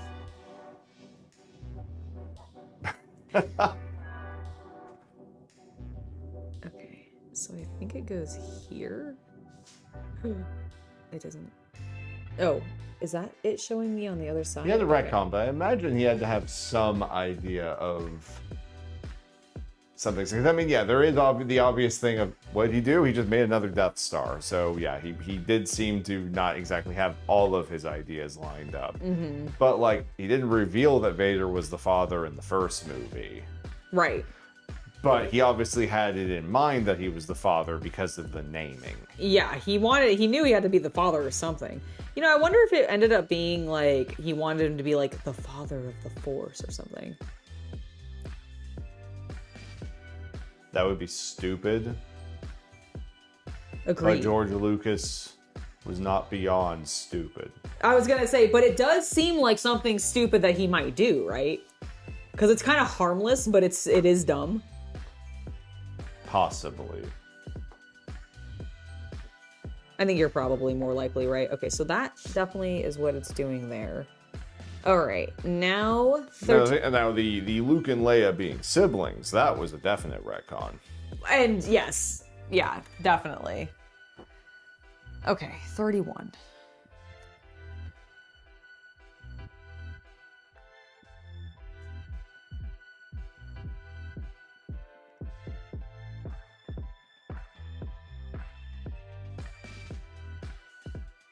Yes. 30. Is this little guy? What time is it? About 4? Nice. 420. Please. Very well.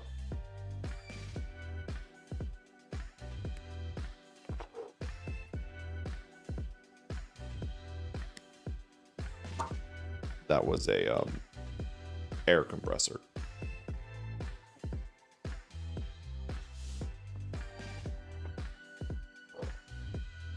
I don't know if they saw that. There was a little bit, but not much. What I mean is I was watching the camera when you blew it and I did not notice I this. saw a little bit on that. Oh, okay. There, now they can see it. All right. Okay, so that is, we did that correctly.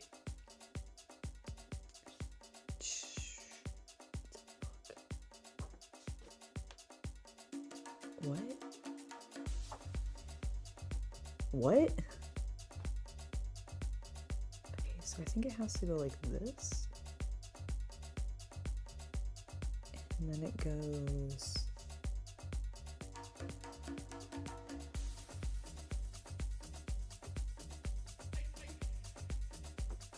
I think it's in that hole.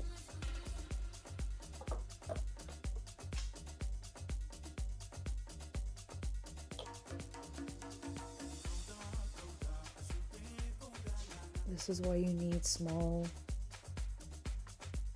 hands to do this. Small little, oh my god, please. Nope. Small little Japanese hands. I need to be a Japanese child in order to build this. I think it's too, it's, oh no, I lost it. No, my god, please get out, thank you. I lost it inside the damn thing. All right.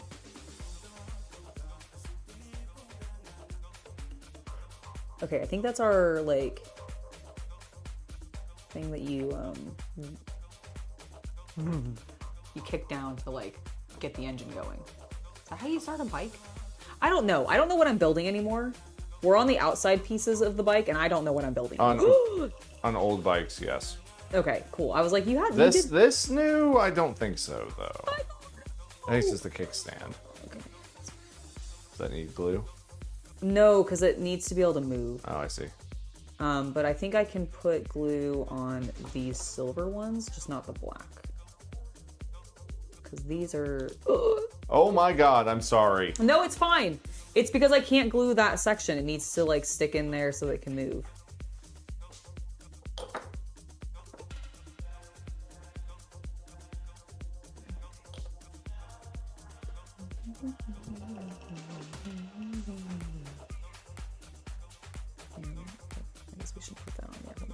We should put this back. I don't know anything about bikes. Were bikes still kickstart in 1980? Because it's a model from the 1980s. Literally know. from, 1980 itself.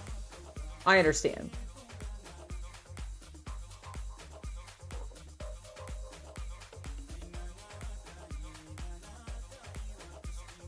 I don't know. I feel like I remember my dad having one in the 90s that still did the kickstart thing, but I don't. Then I would be inclined But I to don't think know if so, that was then. because it was an older bike that he had from, like, maybe this era, in which case, yes, it would still.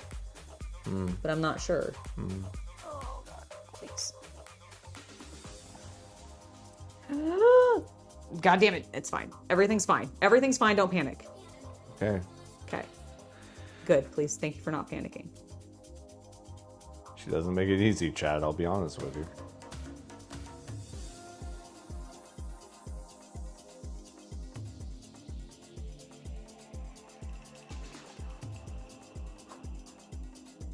Okay. Be chill. Be chill, bicycle.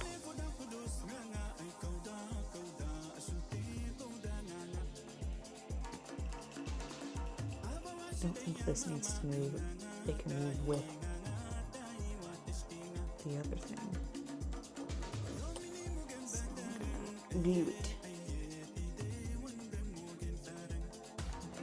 It goes like this.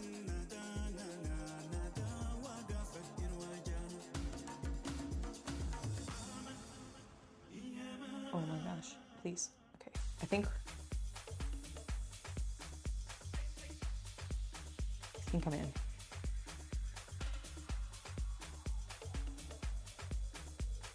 can't actually tell, but I think we're in. And I think I've stabilized it. All right.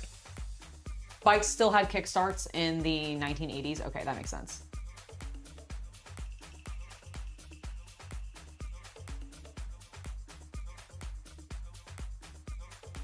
Well, that's because they've, at this point, like, that's the problem, is like Star Wars started as a franchise that was done in trilogies, and then when Disney bought it, they said fuck that, and they decided to not only have it be in cartoon form, but they also started making movies that were separate, like Rogue One and the Solo movie, and then they've canceled a bunch of ones that were going to be separate too, because there was supposed to be an entire movie that was about like the underworld part of like Coruscant, for example. I can't remember what it was called. It was like Level 13 or something like that, or 1313, I think. Yeah, 1313 or something like that. Like that was going to be an entire TV series. They did the Boba Fett TV series that was originally going to be a movie.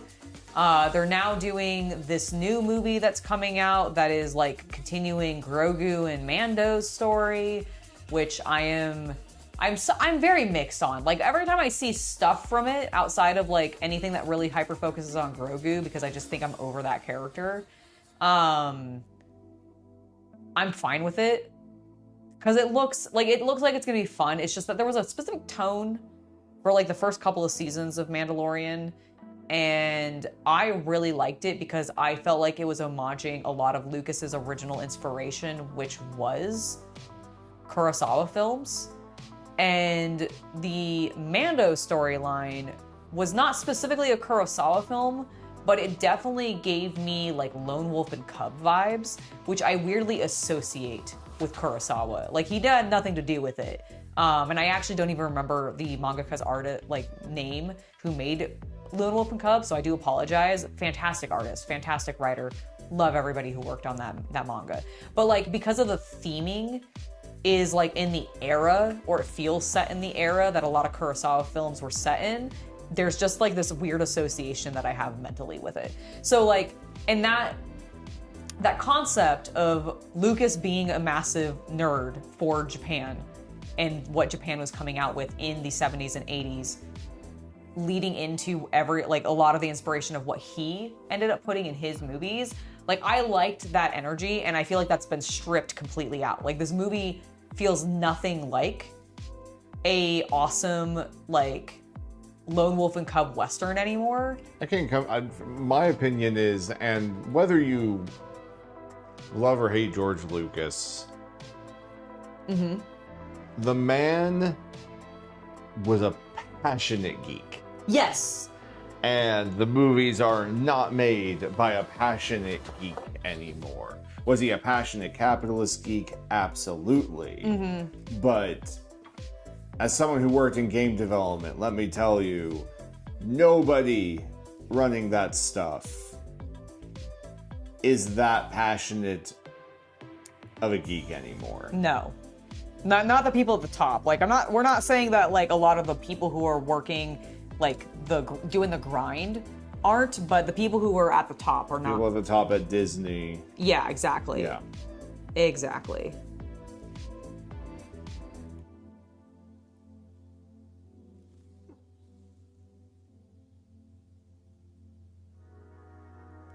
Exactly. All right. So we've done that side.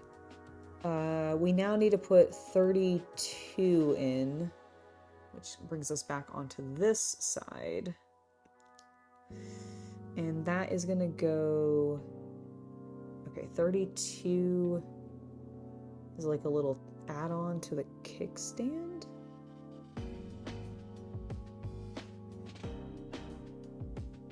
Okay, It's definitely going into that hole, whatever that is, so we'll just put it there.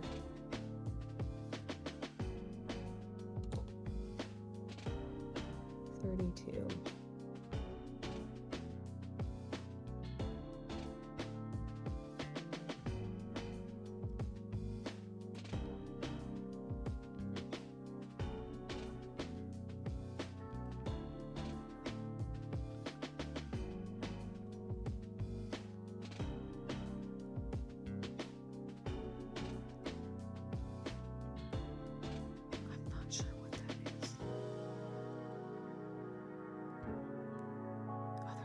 In addition to the kickstand, I'm not really sure. Okay, and then 33.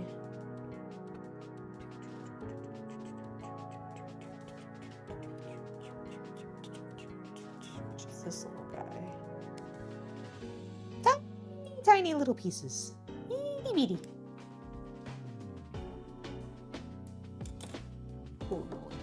You're 100% convinced that if George Lucas got to do his vision in the 70s, 80s instead of having people around him telling him, no, Star Wars would not be the massive IP it is today.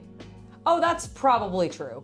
Well, I mean, the thing is like we said earlier in the stream, George Lucas's original intention was he wanted to make a theatrical version of Buck Rogers. Like, man was, like, he liked Kurosawa films and a bunch of, like, early Japanese, like pop culture stuff, and then he also really loved the 70s Buck Rogers, or I guess the 60s?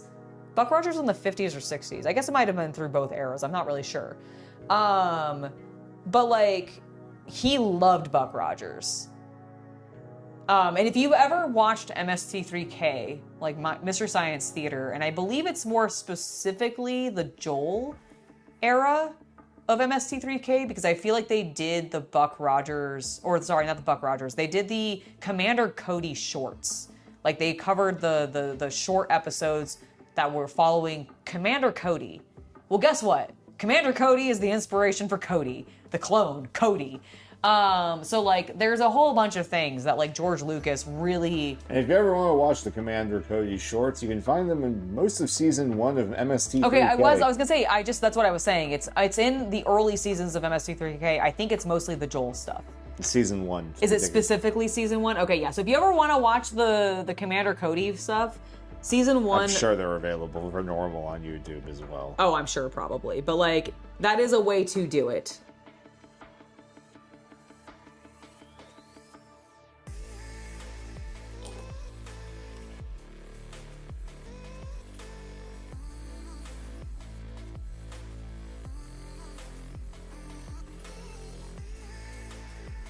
I don't think he actually regretted it. I think he really enjoyed what Star Wars turned into. I don't think... Like, I'm sure there are some things, sure, he wanted to do and he wishes he could have. But I don't really think... Like, I've never gotten the impression from any of the... Billions of dollars is a hell of a salve. Yeah, I was gonna say, I have never gotten the impression from any interviews George Lucas has ever done that he's actually, like, upset about how Star Wars turned out or where it got to. Mostly because he himself has even admitted that, like, the money really helped. I don't remember what it was. We were watching something that had a clip from an interview with George Lucas, and it was, I think, talking about when he sold the IP to Disney. And he talked about how he believed like, Star Wars is his son. Like, it's his child. And the guy was like, so you sold your child to another company? And he just kind of shrugged and smiled and was like, yep. And so, like, that tells you, like, no, the man is driven by money. And I can respect an artist that's willing to admit that. So do I think he has regrets? Not in the same way that I think, like do I think he has real regrets of not being able to get some stuff in there? Absolutely not. I think he's pretty happy with everything that he got in to put in there. I agree. MST3K is so good. You guys have seen that it's actually getting relaunched, right? They have a Kickstarter, I think, or GoFundMe. It is Mike. It is Mike. It is the Brain guy and Bobo. Yes, it is. Yeah, it's Brain Guy, Bobo, and Mike. It is the Rift Tracks trio. It's the Rift Tracks trio. So if you guys are familiar with Rift Tracks, basically they've come back along with Pearl, along with the actress who plays Pearl, which I am so excited for because I personally, my favorite stuff, like I really like a lot of the Joel skits because I think they're a bit more thoughtful and a little bit more like nerdy. Like they're definitely more nerdy. They make some far reaches that even I don't sometimes get because they're referencing like really old like movie content or that kind of thing, and they'll just like throw a bunch of names out there. So I think the like OG stuff with Joel and Mr. Forrester and I don't remember actually the guy, like the dark-haired guy's name, who I actually really do not like. Who was the first assistant? Larry. Yeah, I do not like Larry. No offense. Like, I have nothing against the man. I hate the character. I don't know. There were points where he's fine, and then there's points where I'm just like, nah, I do not like this guy. Give me Brain Guy and Mrs. Forrester and Frank. Give me Frank. Like, my favorite stuff with Mr. Forrester, or I guess Dr. Forrester is what I should call him properly. Dr. Forrester was Dr. Forrester and Frank. Love that. But I do love Brain Guy, Bobo, and Mrs. Forrester. What do they call her after when she's not the mother anymore? When she transitions into like the ancestor or the Dr. Forrester. Is she also called Dr. Yeah. Forrester? Okay, for some reason I was thinking she had a different All name. Forresters are doctors. Oh, okay. Even the mother? Yeah. He never refers to her as doctor. He always refers to her as mother or Mrs. Forrester. Well, it's his mother. He can call his mother mother. But I think that Mike specifically refers to her as Mrs. Forrester. Okay. So I don't know if she's a doctor. I will argue that. I have no idea if that's accurate though. What does that say about 34? Is it just telling me make sure it's facing this direction? Let's find out. Bloop, bloop, bloop, bloop, bloop. Yeah, she's a mad scientist herself. Oh, really? Okay. Yeah, Pearl. Wait, the mother's name is also Pearl? Yeah. Pearl Forrester. So, when it's Pearl traveling around in like the van and then eventually finding the ancestral home of the Forresters to go back to live in the castle, is that meant to be his mother? Yes. Like, oh, I didn't realize. Oh my God, are you telling me that? They did a character change from when they first introduced her in that early season where she visited that one time. Yeah, I remember that entire sequence. So You didn't realize that it's the Mrs. same. Forrester... No. I know it's the same actress.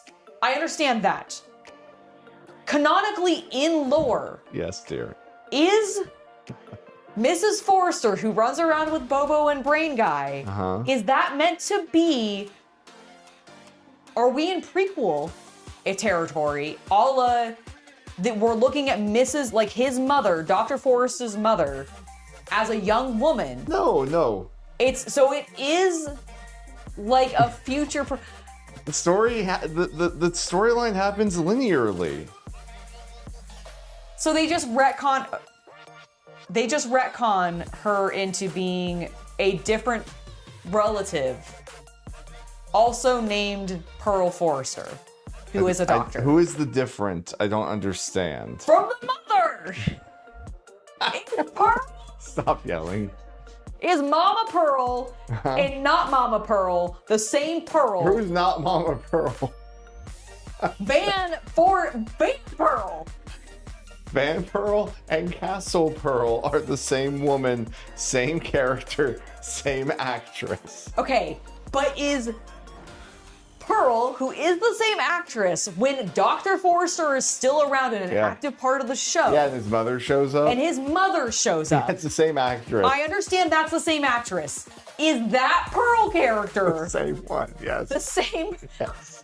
Okay, so they just retconned her. I don't know what happened. Okay, that's what I'm trying to understand. It's probably in one of the episodes that's not available. Okay, because I am like sitting there going, what is happening now? I'm dying over here because I'm just like, what is she asking me, Chad?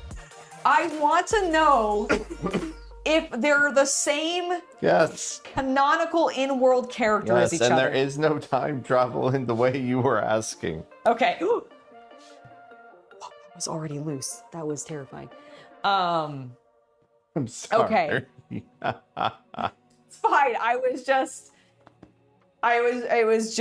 is the second confused. time today she has confused me.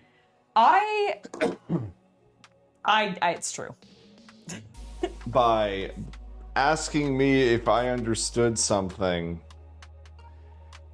She asked me something really obvious earlier today, chat, and I ended up looking at her with the look of a man who was not sure if he was just misunderstanding the question.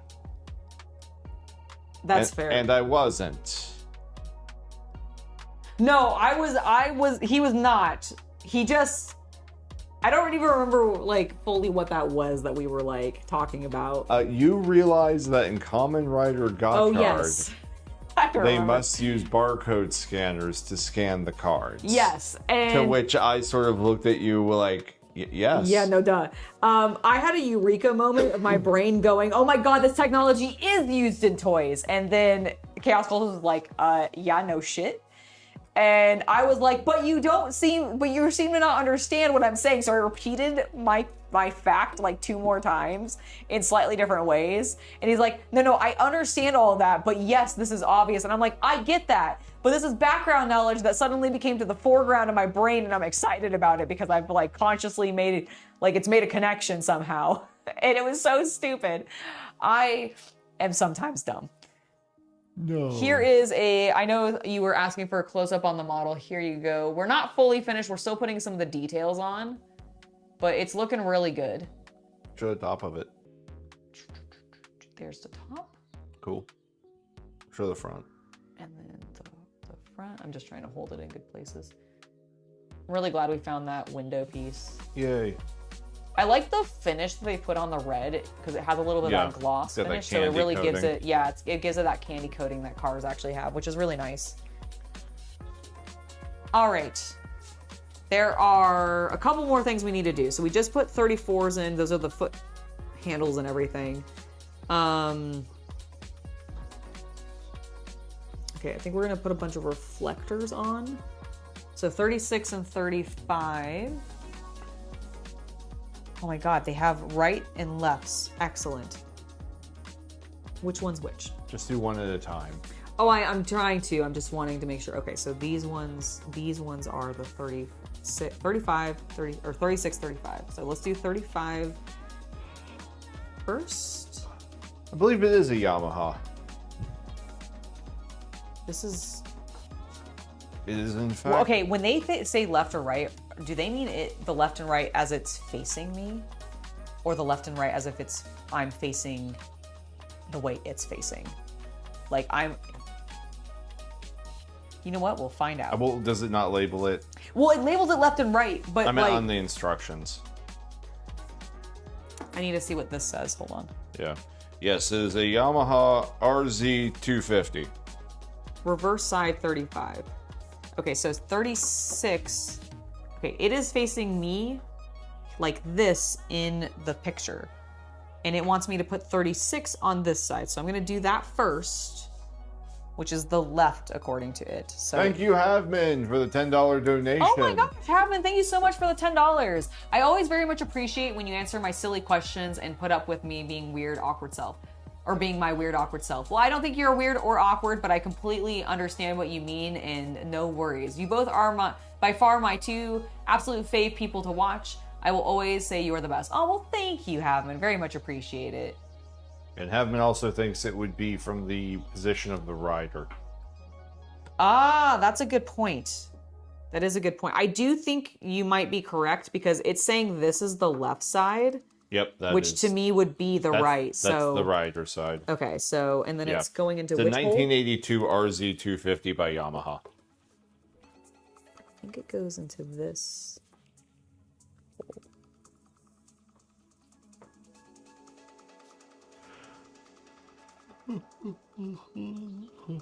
Excellent. Oh my god, it's looking so cool. Remember, that was Mike. Sorry for yawning. Oh, that's okay. I'm very boring, I understand.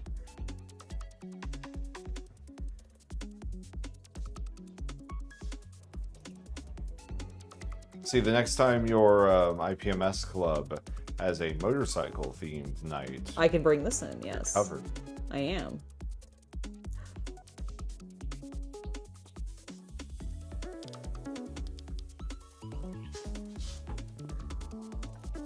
Handlebar, you're in my way.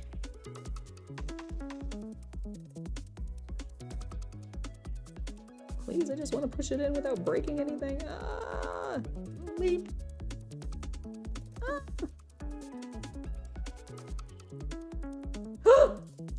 It's fine. It's fine. Careful of your head. I will. Thank you. All right. Well, that was wonderful. Be the same as if you were sitting in the car. That makes sense. The RZ250 is definitely a Japanese-only bike. Oh, can you not get that in the States? I'm not really surprised by that, honestly. Motorcycles, I don't think. I think they were imported more as a, like, specialty order thing. That's why they became somewhat of a signature item for a while. That makes sense.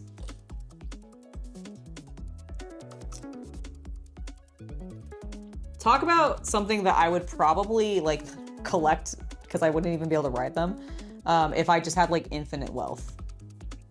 Only very select few. I really want a burrow. I really want a burrow so bad. That'd be so cool. I would stab somebody for it. All right, let's do the next side. These back ones, I think, will be a little bit more stable to get in. Ooh, but they're a little looser fitting into the holes, into the pegs. So let's go ahead and shove a little bit of glue in there.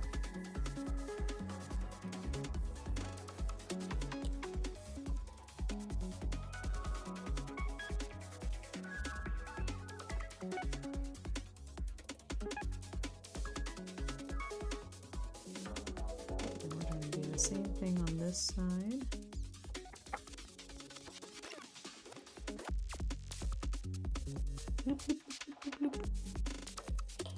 The sound glue makes, of course. We all know this.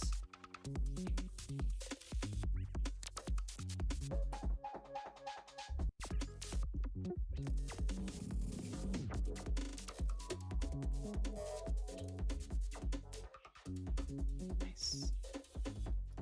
Actually slid in really well.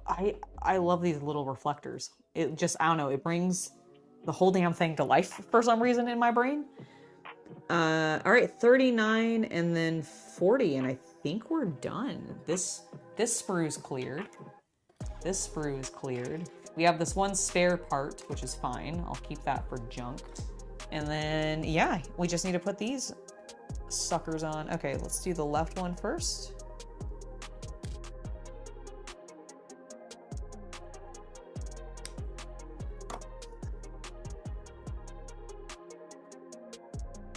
Angela's attached on both sides, you big dummy. All right, left guy first. I'm gonna do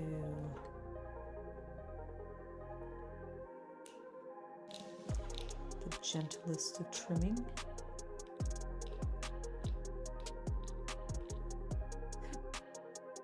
It's in my lap, it's okay.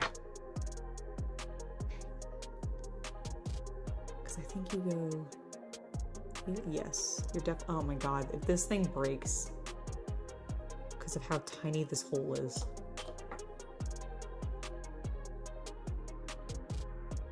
I'm gonna be so upset.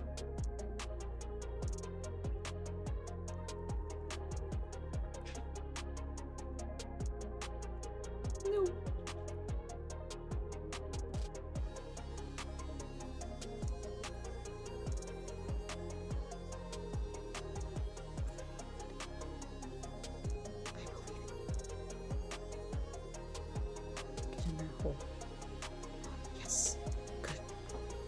If I had a nickel for every time she said that.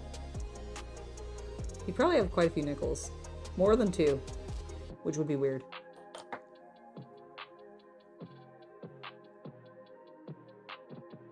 Okay. Do the other side.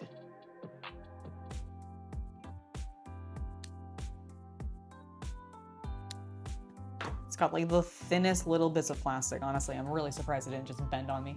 Hello, Stacking Limit. It is lovely to see you.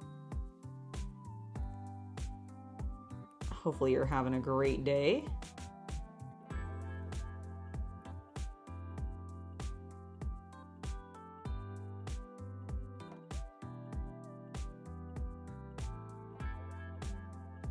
Clean that up a little bit, of course.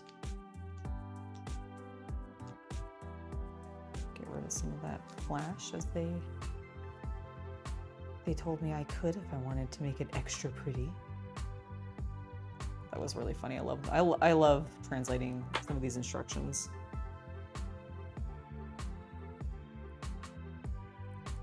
Okay.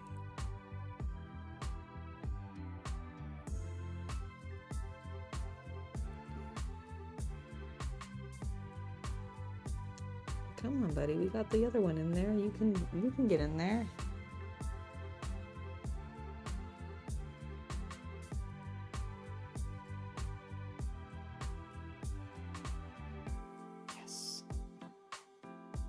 Gotta hit it from the right angle. All right, we're gonna do a little dab. Once again, if I had a nickel.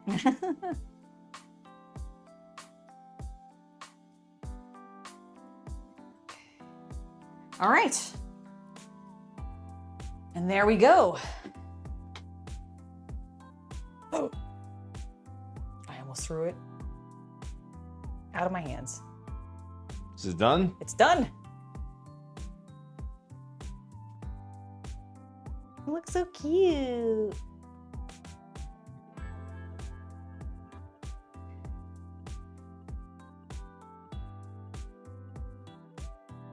You can turn it around and such. The other side. Nice. And I like that the front wheel turns and the back wheel turns. Although I may have pop something out of place because it doesn't look. Oh no! Oh, I see. I see what happened. It is not a big deal. I did pop something out of place. Hello, Stacking Limit.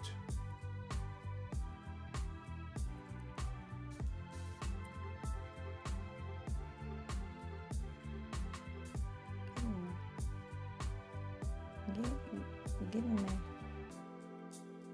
All right, hold on. There we go. And then there we go. I say I heard something click. Yeah, no, it was that popped out. And then there we go. There, nice, smooth spin now.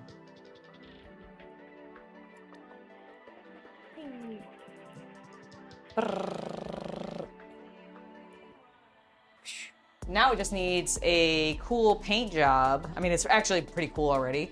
I probably won't actually end up doing anything to it, but imagine like putting a little Kamen Rider face right there. Wouldn't that be nuts? No, Shocker. Yes. Oh, that's right. His bike has Shocker on You're it. right. You're right. Yes, I need to have Shocker. Okay, I do need to glue that because I do keep popping it out because it's All right. a little fiddly, but it's really nice. There we go. It's immediately back in. It's just it's a little sensitive on that one thing. Honestly, okay, for a kit that I'm pretty sure I bought for like Sub $10? I think it was if it was definitely sub 15. Because I can't remember exactly how much I paid for it, and I know some of them are like $12.99. So that's the bike that... Yeah, that's the one that I just bought, or that I just built. No, I have not put the blue and white stripes on it. I do have decals for that. But like I said, I think what I want to do is I actually want to put a little shocker like emblem on this instead because I'm a nerd and I don't know. I now associate Japanese motorcycles purely with Kamen Rider. And I associate English motorcycles purely with Kino's Journey. But that is what we got done today. I'm actually really pleased because it is literally almost 5 o'clock. So we got our little bike done just in time. And we got some good progress on getting the Buster Sword to a point where I can do a little bit more sanding. As I mentioned, more than likely on Thursday, sorry, today is Tuesday. More than likely on Thursday, what will happen is I will be back with the Buster Sword, but you'll probably see in a state where I've already primed it once using, like, I was thinking tomorrow I could, like before Shay comes over. You have a lot going on tomorrow.